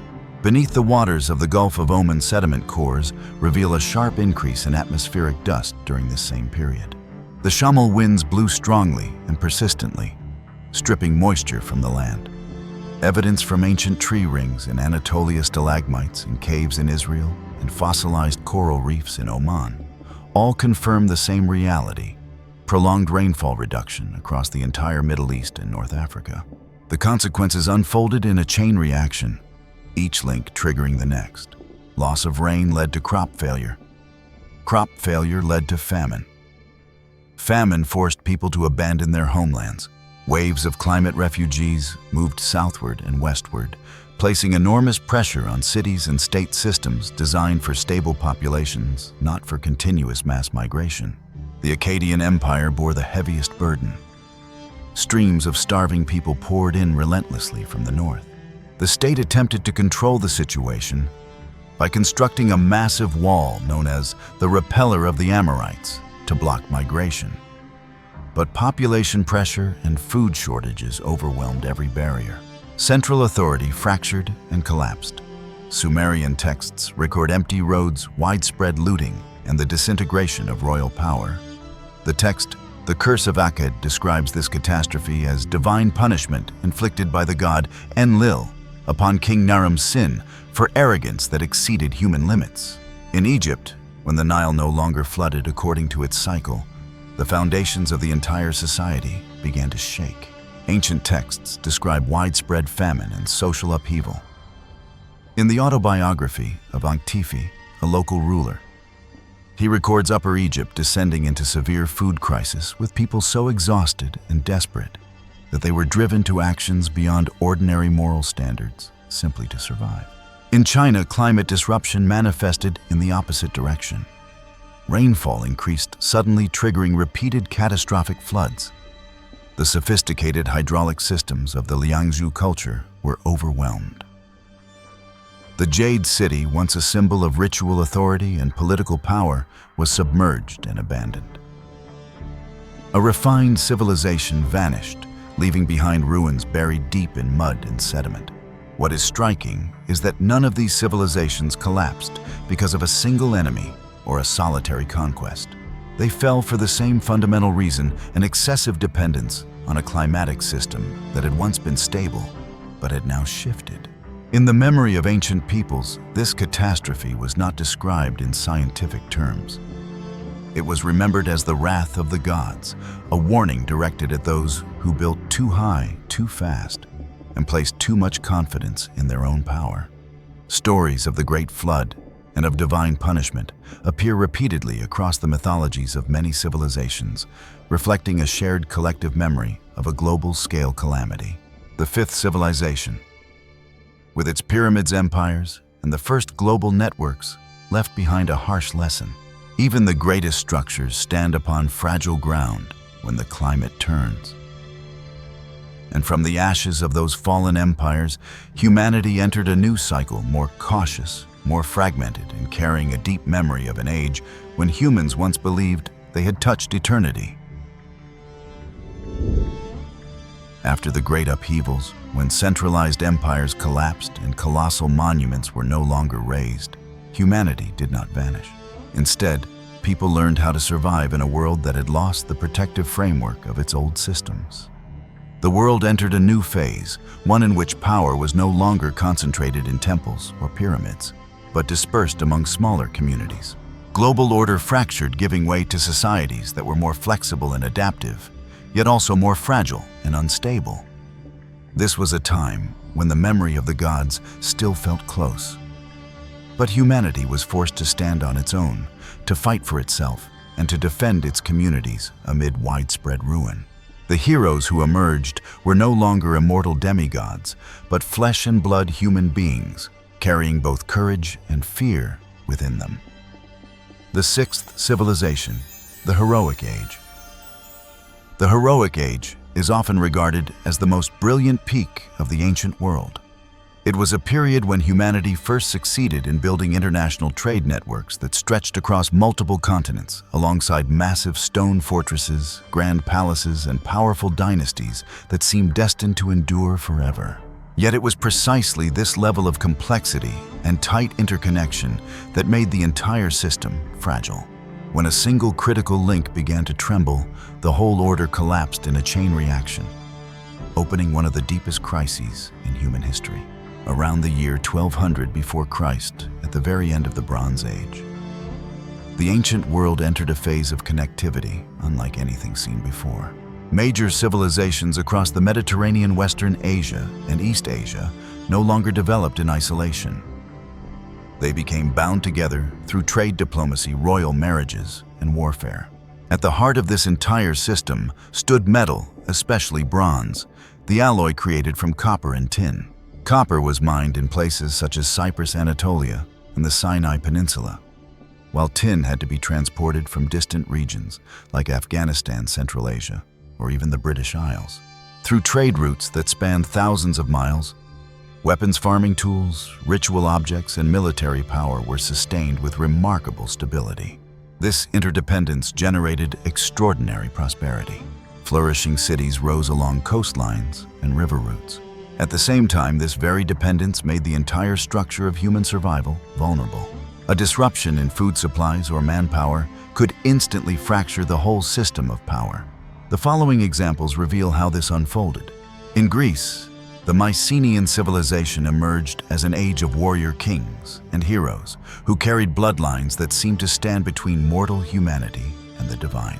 Across the rocky hills of the Greek mainland, massive fortresses were built from enormous stone blocks, stacked one upon another so large that later Greeks believed only the Cyclopes, one-eyed giants from myth, could have raised them. These walls came to be known as Cyclopean walls, an acknowledgement that human hands of that era appeared to reach the strength of the gods themselves. Mycenae, Tiryns, and Pylos were more than cities.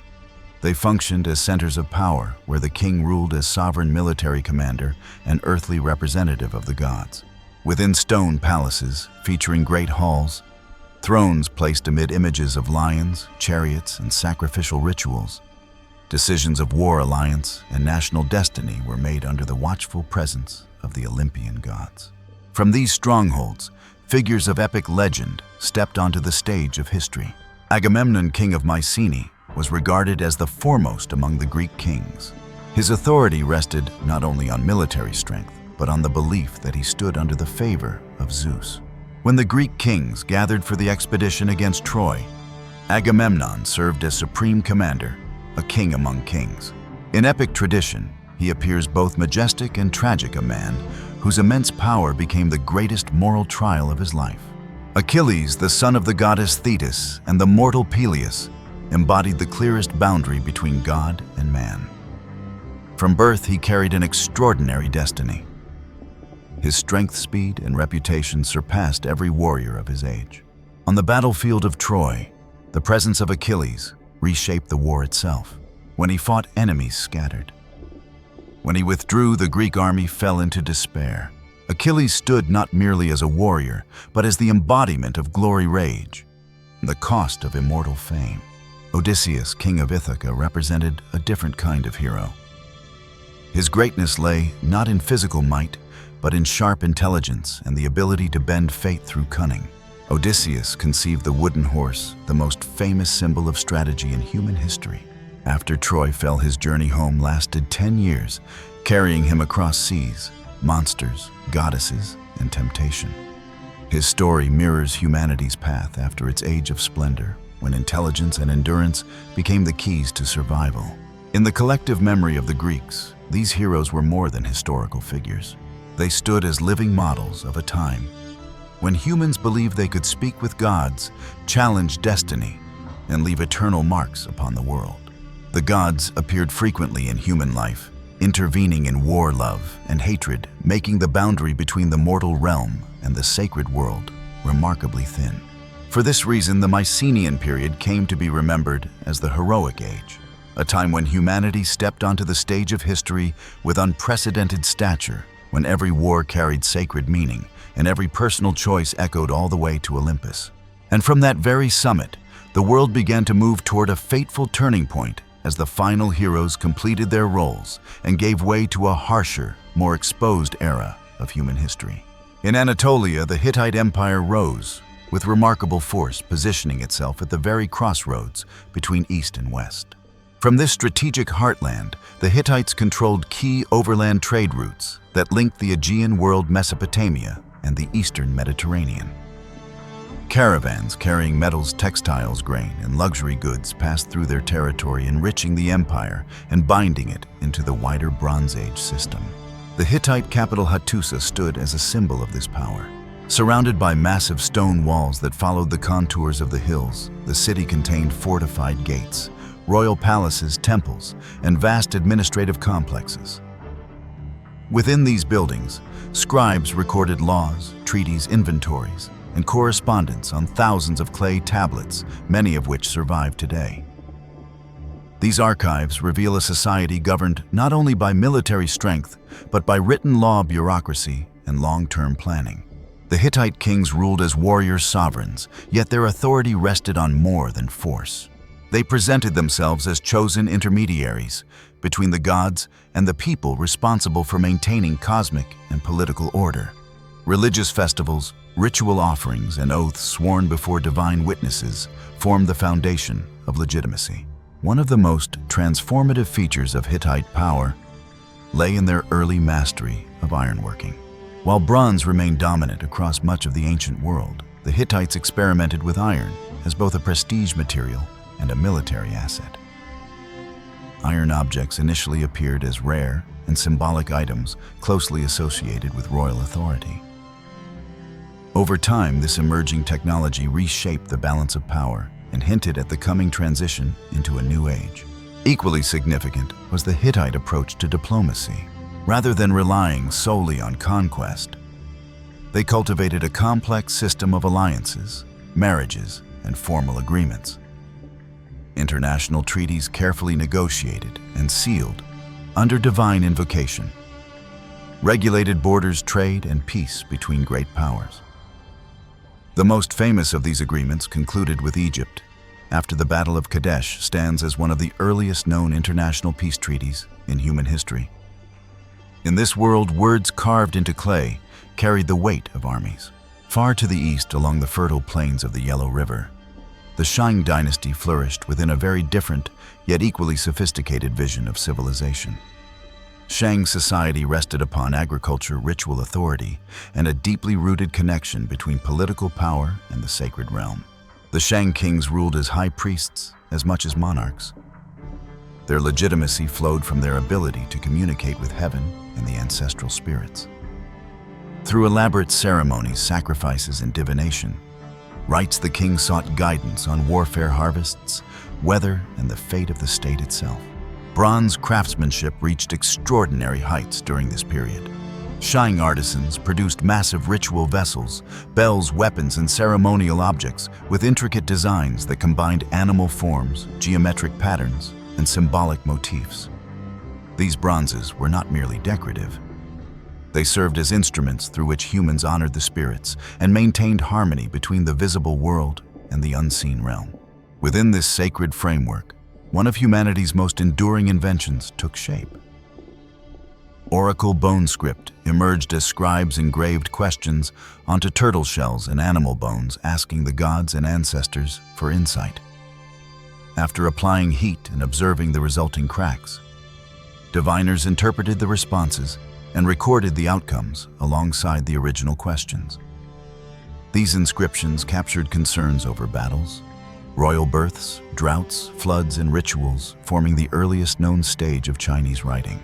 Through these records, the Shang worldview becomes clear. The universe operated according to moral and ritual order. Human action influenced cosmic balance. Kings bore responsibility not only for governance, but for the alignment of heaven, earth, and humanity. Together, the Hittite Empire and the Shang dynasty reveal how the heroic age extended far beyond the Mediterranean. Across continents, societies built power through trade, technology, ritual, and belief. Each civilization expressed its greatness differently, yet all shared a conviction that order, authority, and divine favor were inseparable. These worlds stood at the height of human organization and ambition, bound together by networks of exchange and ideas. And just as in the West, the stability they achieved carried within it the seeds of profound transformation as the great systems of the Bronze Age approached their moment of reckoning. It becomes clear that from Anatolia to the Yellow River Basin, from the stone walls of Hattusa to the ritual bronze vessels of the Shang dynasty, each empire held its own position, and each land fulfilled a specific role within a shared current of power, material exchange, and belief. Bronze circulated along trade routes stretching thousands of miles. Food supplies were organized according to seasonal cycles. Envoys' treaties and royal marriages bound dynasties together into a vast order that spanned multiple continents. In the perception of people at the time, the world had settled into a stable orbit. Fortresses stood firm. Granaries remained full. Rituals were carried out at the appointed moments. The gods were honored and received offerings of grain year after year. Authority flowed smoothly from the center to the farthest frontiers. Each civilization believed that the order it lived within reflected the will of heaven and could endure across many generations. That very closeness of connection lifted the entire system to its peak. And that same tight interdependence allowed even the smallest disturbance to spread rapidly, crossing borders, seas, and mountain ranges. As the familiar rhythms of trade, climate, and security began to shift, the entire network trembled at once. The collapse of the sixth civilization did not arrive as a single moment. It unfolded layer by layer, year by year, region by region, like a vast set of gears slowly slipping out of alignment. Cities still stood, palaces still remained. Yet the flows that sustained them grew increasingly disrupted. This marked the moment when the world entered what modern scholars call the systems collapse. Unlike earlier upheavals tied to a single catastrophe, this event emerged from the convergence of many forces acting at the same time, forming a perfect storm that swept across the ancient world. At the heart of this transformation, the bronze supply chain began to fracture. Bronze served as the foundation of armies, agriculture, and ritual life. Copper came from Cyprus, Anatolia, and Sinai. Tin traveled from distant lands such as Afghanistan, Central Asia, and even the British Isles. Trade routes spanning thousands of miles kept this vital metal in motion. As conflicts intensified along these routes, as harbors fell under threat, and as merchant caravans thinned, the flow of tin slowed. Foundries lost their rhythm. Weapons, tools, and ritual objects grew scarce. Military strength weakened. Agriculture struggled without familiar implements. Central authority gradually lost its ability to coordinate and respond. At the same time, Egyptian and Hittite records describe the arrival of groups coming from the sea, now known collectively as the people of the sea. They appeared in waves, traveling by ship, carrying families' possessions and weapons.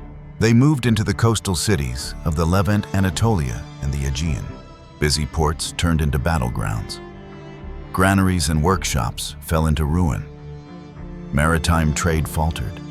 Centers that once connected east and west lost their essential function. These migrations produced a domino effect. When a port city fell, the trade routes behind it clogged almost immediately. When a coastal kingdom weakened, its inland allies felt the impact as well.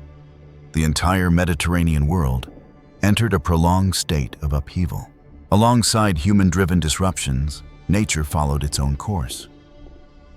Geological evidence, sediment cores, and climate studies reveal a widespread period of prolonged drought. Rainfall dropped sharply across the eastern Mediterranean, Anatolia, and the Levant. Harvests failed. Granaries came under intense strain. Populations began to move in search of more stable sources of life. At the same time, many regions experienced sequences of earthquakes. Cities built of stone and brick suffered heavy damage. City walls cracked. Temples collapsed. Irrigation systems broke apart. As communities faced food shortages and insecurity, these shocks further reduced their capacity to recover.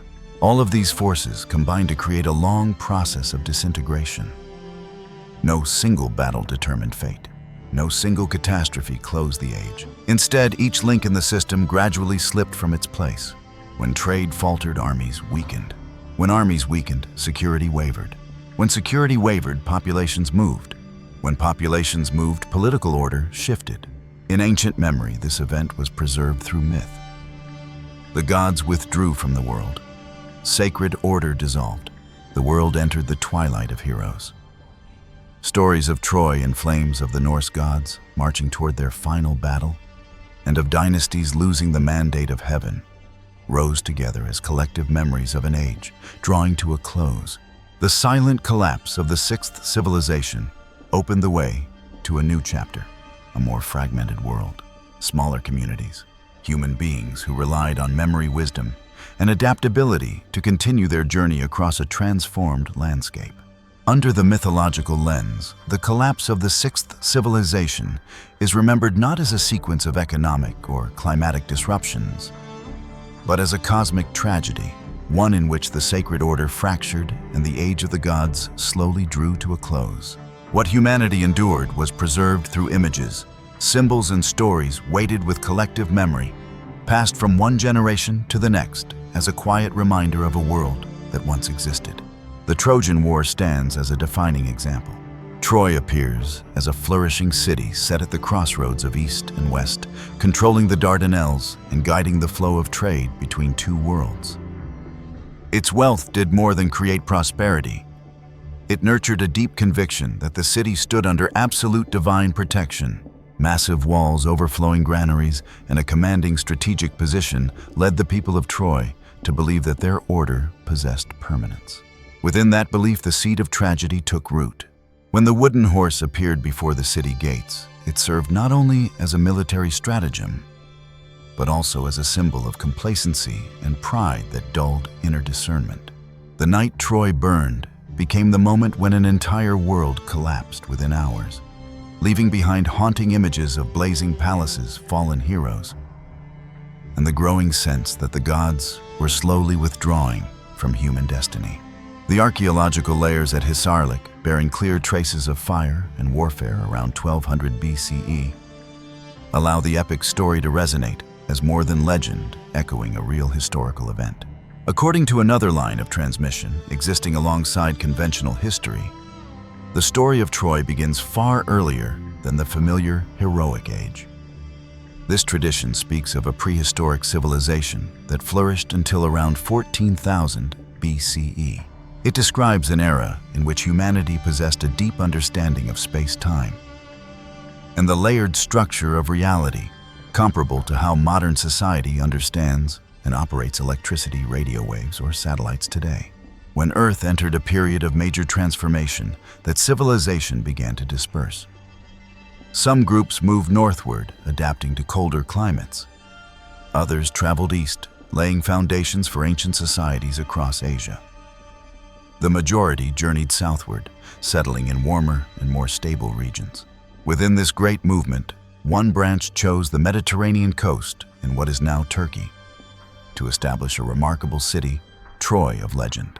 Troy's location supported east-west trade, and it was also regarded as a rare point of intersection between the physical world and a more refined plane of existence, often called the etheric realm. According to the teachings attributed to Caesar advisor to Radu in Eastern European esoteric records, Troy was founded there because the site contained a natural space-time gateway. This gateway allowed access to the etheric plane, where knowledge beyond ordinary human life was preserved. One may imagine this gateway as a special transfer node, similar to how global data hubs function within today's internet. As the ages unfolded, such connection points grew increasingly rare. Changes in Earth's energetic field gradually softened the link between humanity and higher planes of existence. Within this context, Troy came to be regarded as the final European city to sustain a close connection with the inner Earth realm, especially with Shambhala, remembered as a center of planetary knowledge and order. From this perspective, Troy was more than a wealthy city or a military stronghold. It functioned as a final connection point, where humanity still maintained a living thread to deeper knowledge of the cosmos and of itself. The Trojan War therefore carries an additional layer of meaning. Within this interpretation, the heart of the conflict rested not with Helen alone, but with access to the space-time gateway and the knowledge bound to it. Helen became a surface symbol for a deeper struggle over control of destiny. When Troy fell, esoteric tradition recounts that the city and its gateway withdrew from the familiar plane of human perception. Troy did not vanish in a purely material sense. It shifted beyond the range of ordinary senses, much like a ship departing a harbor and slowly disappearing beyond the horizon. The remains uncovered by archaeology at Hisarlik are viewed as fragments of the outer material layer, comparable to a foundation left behind after the main structure has been relocated. From this view, Troy of epic poetry and Troy of archaeology coexist within different layers of reality. The memory of Troy extends beyond the Mediterranean. In the distant north, the same sense of an ending order is preserved in another language, the language of the gods and their final hour. In Norse mythology, this memory emerges as Ragnarok, the twilight of the gods. It marks the moment when the old order dissolves, when the gods who once safeguarded the world enter their final conflict, and the cosmos moves through fire, water, and profound transformation. After this event, a new world takes shape, simpler, harsher, and renewed. Ragnarok speaks not only of the departure of the gods, but of a deep awareness that an order once believed enduring had completed its role. In ancient Greek thought, this transition found voice through the quiet sorrow of the poet Hesiod. He wrote of the closing of the heroic age, when humans of exceptional stature living close to the gods gradually stepped away from the stage of history. In their place came the Iron Age, an era in which humanity faced labor conflict and ordinary trials directly, and in which destiny took form through human choice and endurance. When these stories are set side by side, a shared image emerges. In Troy, in Scandinavia, and in Greece alike, collective memory speaks of the same turning point when the old world completed its course and humanity entered a new cycle. Viewed through the eyes of the divine, the sixth civilization offers a gentle yet profound reminder of cosmic order. When human beings connect through power, wealth, and technique, harmony endures when it walks alongside humility and reverence for heaven. Every great center exists within a shared network, and the movement of the whole reflects how humanity treats the gifts it has received. From there, the world moved into a new cycle of fragmentation and reordering, a necessary pause in which humanity relearned how to live in rhythm with heaven and earth. This period opened space for reflection and renewal, for rebuilding from smaller communities where responsibility, moral conduct, and inner discipline formed the foundation of renewal. The myths that continue to circulate stand as enduring teachings from the divine to humanity. They remind us that glory lasts when guided by humility, that strength flourishes when shaped by gratitude, and that the path toward lasting continuity begins by placing oneself rightly within the greater order of the universe. These teachings do not belong only to the past. They stand like a mirror placed once again before humanity today. When we look at the modern world, we recognize familiar patterns: rapid development, vast networks of connection, and a deep confidence in the power of human intelligence and technology. From this point, a new chapter begins. This is no longer the story of gods or heroes from ancient epics. It is the story of humanity today, of how people choose to use the power, knowledge, and tools now placed in their hands. This is the seventh civilization, the civilization of us. A global industrial and digital civilization present in every moment of daily life and standing before challenges that feel both familiar and entirely new. The seventh civilization, us, the digital civilization. Viewed through the lens of civilizational cycles, the seventh civilization occupies a uniquely significant position. For the first time in history, humanity lives fully in the present, while simultaneously observing the entirety of its own past. We walk upon ground formed from the ashes memories and accumulated knowledge of 6 civilizations that came before us. Buried cities, once glorious empires. Mythological narratives and archaeological data now coexist within a single coherent picture, allowing humanity to understand that rise and decline have always followed discernible patterns and have never been matters of chance. The seventh civilization exists in the modern era, an age in which science enables humanity to see across tens of thousands of years of history. Geology recounts the transformations of the Earth. Genetics reveals traces of ancient population bottlenecks. Archaeology assembles the fragments of societies that once vanished. For the first time, humanity clearly recognizes that it stands within a continuous chain where each civilization is both the outcome of the past and a contributing cause of the future. The clearest representative of the seventh civilization is the global industrial and digital civilization. No longer confined to a single river basin, continent, or climate zone, the modern world functions as one interconnected network. Goods cross oceans in a matter of days. Data travels across the planet in seconds. Decisions made in a financial hub, a laboratory, or a military command center generate ripple effects that reach millions of people in distant regions. This level of interconnection has produced unprecedented prosperity. Global supply chains sustain megacities. Medical technology extends human life. Knowledge becomes digitized and shared at a speed surpassing all ancient libraries combined. At the same time, this tightly woven structure renders the entire system highly sensitive to even minor disturbances.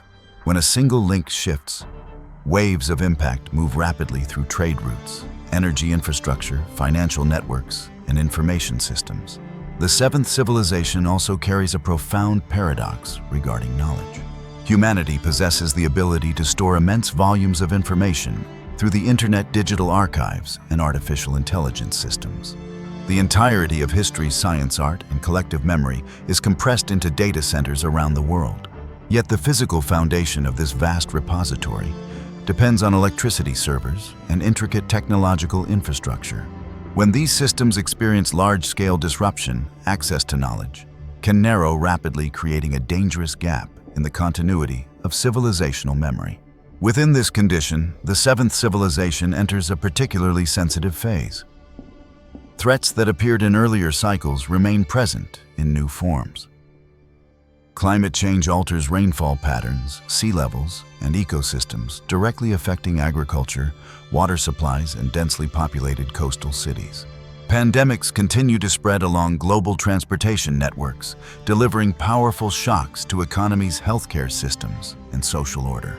Cosmic hazards, such as asteroid impacts or major volcanic activity, persist within the long-term probabilities of the planet, reminding humanity that Earth continues to operate according to cycles beyond individual control. Alongside these forces, the seventh civilization encounters entirely new risks arising from human intelligence and capability itself. For the first time, nuclear weapons place within human hands the power to determine the fate of civilization through a short sequence of decisions. Artificial intelligence advances at remarkable speed, opening vast potential in science, medicine, and governance, while simultaneously raising profound questions of oversight, ethics, and responsibility. Biotechnology allows direct intervention in the structure of life, from healing and regeneration to modification. And with it emerges the possibility of engineered pathogens capable of widespread impact. Notably, the challenges facing the seventh civilization align in a striking way, with warnings found in ancient prophecies as well as in the reflections of several modern-era seers when speaking about the period around the year 2026. Among the names most frequently mentioned by the media is Baba Vanga, the blind Bulgarian mystic, known for her symbolic predictions concerning global events. According to several compiled articles published in Indian media outlets, including the Times of India, interpretations of records associated with Baba Vanga suggest that the period around the year 2026 marks a clear increase in large-scale natural disasters worldwide. Researchers who study these prophecies state that she spoke of intense changes within the Earth itself, including major earthquakes, heightened volcanic activity, and extreme climate phenomena occurring with greater frequency. When these images are viewed through the lens of modern science, many observers notice a notable parallel. Climate change is profoundly reshaping global weather patterns, bringing record-breaking heat waves, prolonged droughts, unusually heavy rainfall, and widespread wildfires. Sea levels continue to rise, while ecosystems that remained stable for thousands of years are now shifting faster than natural adaptation can keep pace. Evidence from recent years confirms that large-scale wildfires have appeared across many regions of the world, from North America and Southern Europe to Australia and several Asian countries. Prolonged heat waves increase the risk of fire, directly affecting air quality, water supplies, and the daily lives of millions of people. These developments are clearly documented in climate reports published by the United Nations and international meteorological organizations. At the same time, global health systems continue to face emerging challenges. In India and other densely populated nations, seasonal disease outbreaks, including respiratory illnesses and viral infections, place heavy strain on medical infrastructure. In a tightly connected world, localized outbreaks spread rapidly along international transportation routes, becoming a shared global concern. As climate disruption intensifies, these symbolic warnings feel closer to present reality than ever before. When nature repeatedly signals instability, it becomes easier to sense that humanity is entering a sensitive phase, one in which familiar balances no longer operate as they once did. Beyond changes affecting the Earth itself, interpretations connected to Baba Vanga also address another subject that sparks deep curiosity: the possibility that humanity may experience its first contact with extraterrestrial life around November of the year 2026. According to oral compilations of her words, she spoke of a large object entering Earth's atmosphere, interpreted by many as a spacecraft originating from beyond our planet. While strongly mystical in tone, this image directly touches a very real focus of modern scientific inquiry. Over recent decades, space research programs have identified thousands of exoplanets, some located within zones considered suitable for life. Space telescopes, exploratory probes, and ongoing radio signal searches continue to expand human understanding of the potential existence of intelligent life beyond Earth. Another theme frequently associated with the year 2026 in interpretations of Baba Vanga's statements is a major leap in artificial intelligence technology. Those who recount her words suggest this period marks a stage in which human-created intelligence begins to advance beyond traditional methods of control. This idea intersects meaningfully with current expert debates. Artificial intelligence is rapidly integrating into medicine, finance, military systems, media, and social governance. Alongside clear benefits, artificial intelligence also raises major questions concerning ethics, privacy, cybersecurity, and the role of human judgment in decision-making. Many researchers caution that when technological advancement outpaces legal frameworks and social understanding, risk arises not from the technology itself, but from how humans deploy it and delegate authority to it. In practical terms, the global labor market is already experiencing turbulence as waves of layoffs spread alongside the rapid expansion of artificial intelligence. Unemployment rates are rising. Businesses are cutting costs, and automation is threatening millions of traditional jobs. In the United States, an October 2025 report from employment consultancy firm Challenger Gray and Christmas recorded more than 153,000 planned layoffs, representing an increase of 175% compared to the same period the previous year. Since the beginning of the year, American companies have eliminated more than 1,100,000 jobs, exceeding the total for the entire year 2024. Beyond cost reduction, artificial intelligence was identified as the second largest contributing factor, accounting for more than 48,000 lost positions during the year 2025. Andy Challenger, a specialist at Challenger Gray and Christmas, observed that the combination of rising costs, weakening consumer demand, and the deployment of artificial intelligence is prompting companies to tighten hiring. The pace of job creation in the United States has slowed significantly. Reports show that the private sector added only 42,000 jobs. In October, the lowest level in many years, while long-term unemployment reached approximately 25.7%, a threshold often associated with economic downturn. This reality highlights an urgent need for coordinated action. Governments, businesses, and workers must invest together in skills development, adaptive technologies, and forward-looking policies to safeguard employment in the emerging era. It does not stop with the predictions attributed to Baba Vanga. The story surrounding the year 2026 continues to expand through another figure much younger, yet drawing significant global attention. In India, Abhigya Anand, a young astrologer who became widely known after issuing an early warning about the COVID-19 pandemic, has emerged as a focal point in many discussions concerning the period around the year 2026. Despite his young age, Anand builds his forecasts on traditional Vedic astrology, combined with observations of astronomical cycles, economic patterns, and social trends. In analyses that have circulated widely, Abhigya Anand suggests that the year 2026 carries the marks of a major economic upheaval. According to his interpretation, the global financial system enters a phase of intense instability in which familiar values are tested and long-standing economic foundations grow less secure. One of his most widely discussed forecasts concerns the price of gold. Anand suggests that gold, long regarded as a safe haven during periods of uncertainty, may rise sharply during this time, with increases described as several times higher than current levels.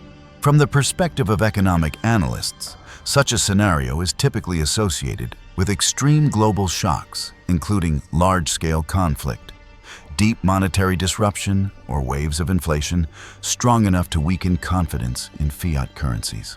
When this forecast is viewed in light of present conditions, familiar signals begin to emerge. Global public debt continues to rise rapidly. Central banks repeatedly adjust monetary policy.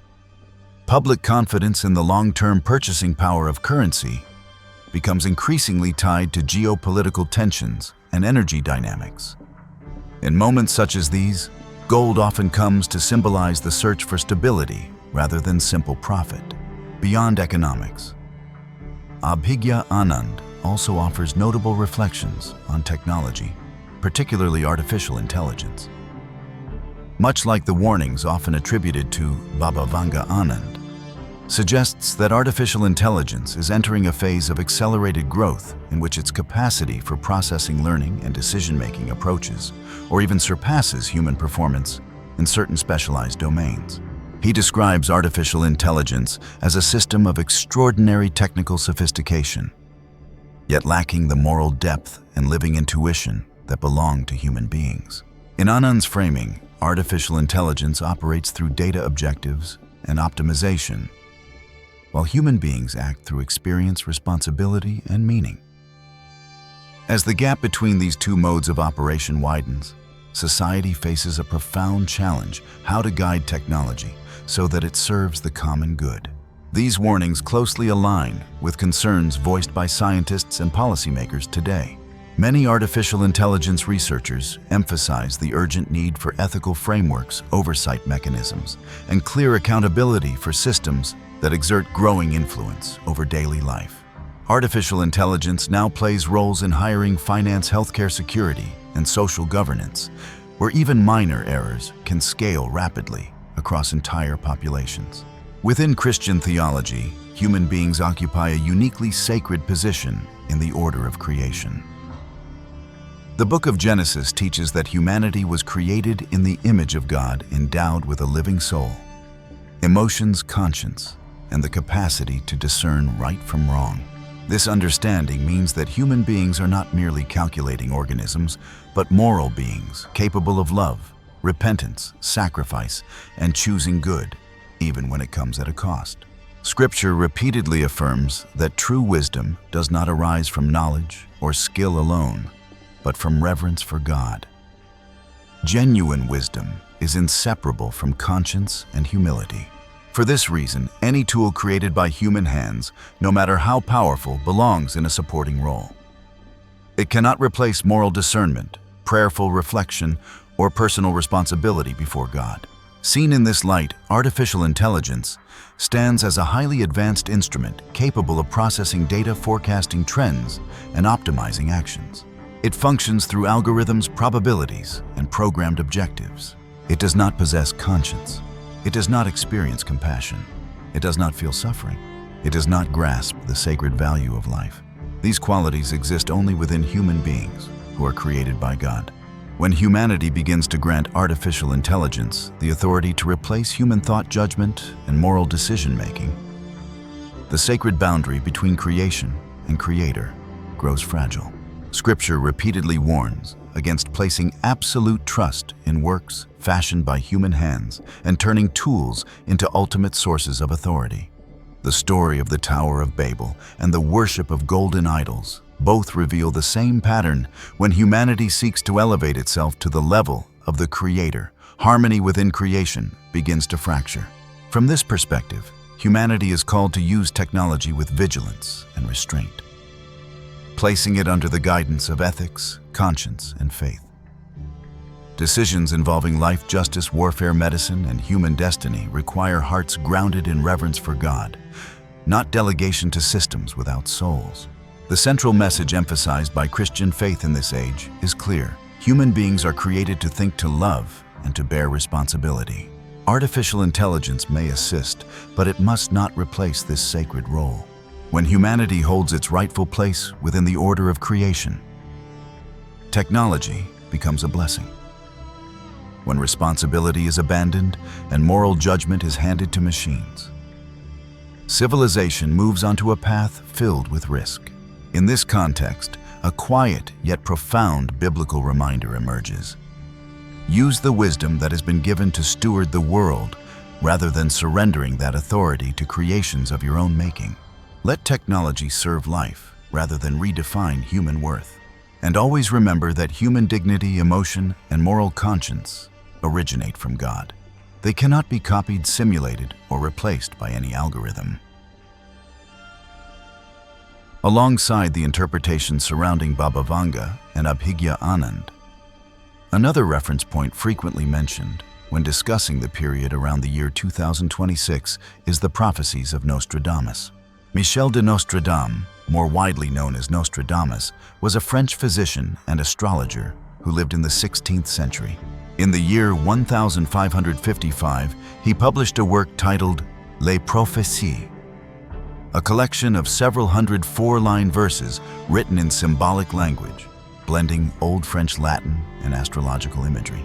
These poems were intended to describe major turning points in human history, extending from his own lifetime far into a distant future.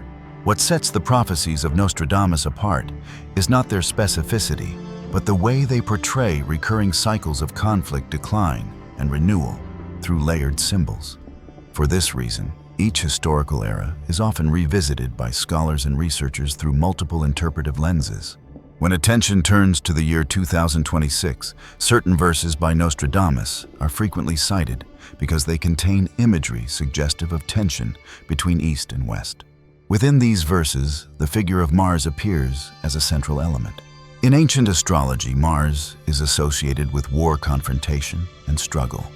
When Mars is described as holding dominion, many interpreters understand this as a sign of heightened friction among major global power blocks. Modern interpretations do not necessarily view this conflict as purely military in nature. Some scholars suggest that the imagery of East and West may reflect comprehensive competition across economics, technology, and geopolitical influence. The race in artificial intelligence, advanced technological supply chains, energy dominance, and global financial systems can be understood as new forms of battlegrounds, where power is measured not by territory, but by data, algorithms, and control of critical infrastructure. Another image that appears in verses associated with this period is that of a great swarm of bees emerging at night. In ancient symbolism, bees often represent collective strength, structured order, and coordinated authority. Some researchers interpret this image as pointing toward alliances among leaders or blocks of nations seeking a new balance after prolonged tension. From this perspective, alongside confrontation, the period around 2026 also carries the potential for negotiation, restructuring, and recalibration of the global order. Intense rivalries may give rise to strategic fatigue, encouraging parties to seek shared solutions to stabilize the system. At the same time, other verses reference European regions historically associated with neutrality and stability. This has led some to consider the possibility that instability could spread into areas long regarded as balancing forces. In a modern world where economic and security systems are tightly interwoven, disruption at a financial or energy hub can ripple rapidly across an entire continent. Beyond imagery of conflict, Nostradamus also left verses with a transitional tone. Following a phase described as turbulent and strained, he writes of the emergence of light, of new direction, and of individuals who turn inward in reflection. Researchers often interpret this as a period of renewal in which the world moves beyond crisis by reshaping its approach to power, leadership, and responsibility. When these prophecies are placed alongside the realities of the 21st century, a striking convergence becomes visible.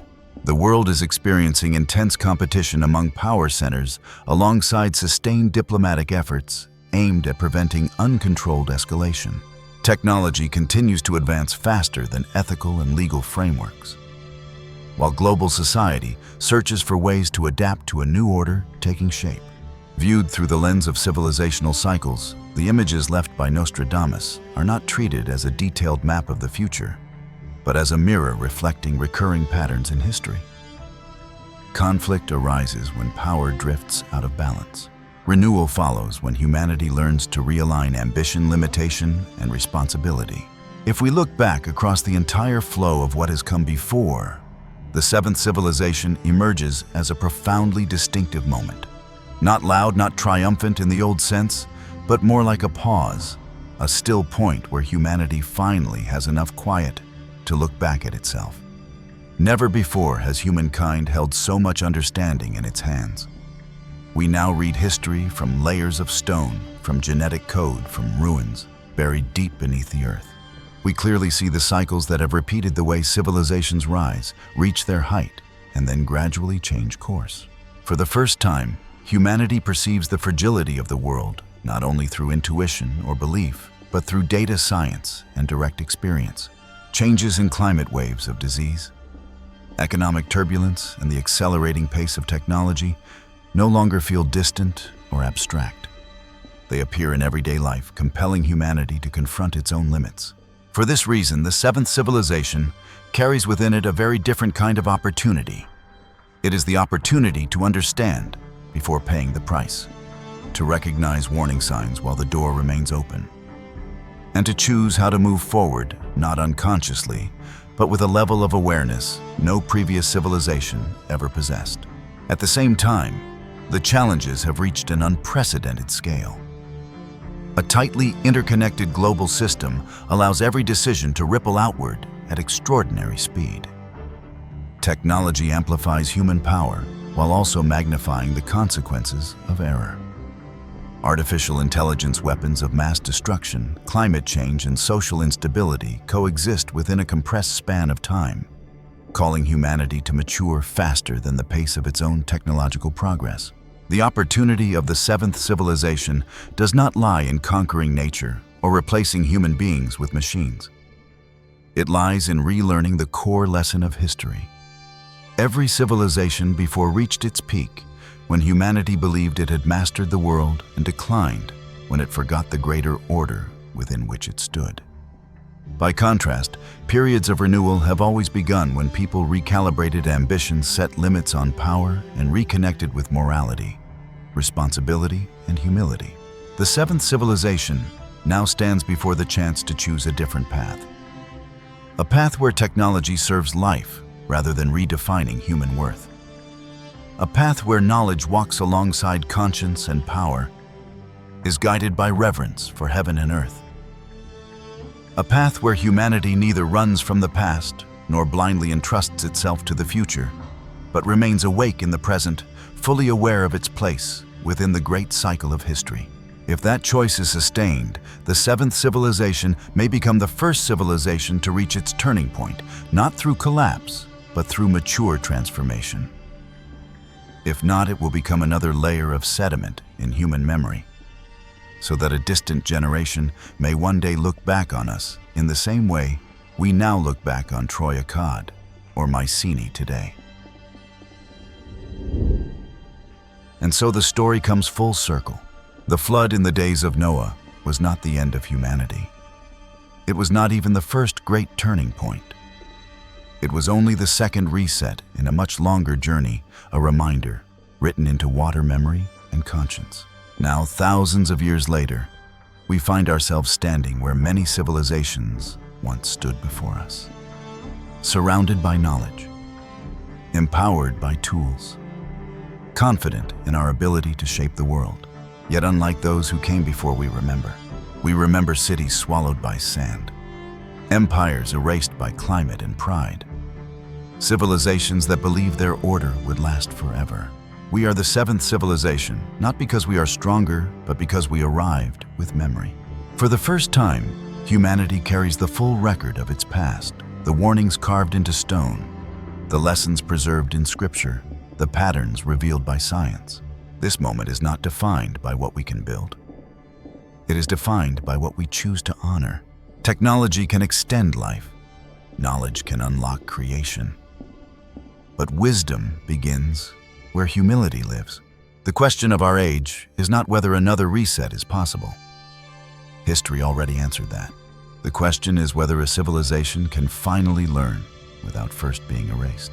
If we walk forward with reverence rather than arrogance, with responsibility rather than domination, with gratitude rather than entitlement, then perhaps the seventh civilization will be remembered differently, not as another layer of ruins, not as another warning, but as the first civilization that understood why the resets happened and chose a different path. And now, as the night grows quiet, as the noise of the world fades, rest with this thought: we are not here by accident.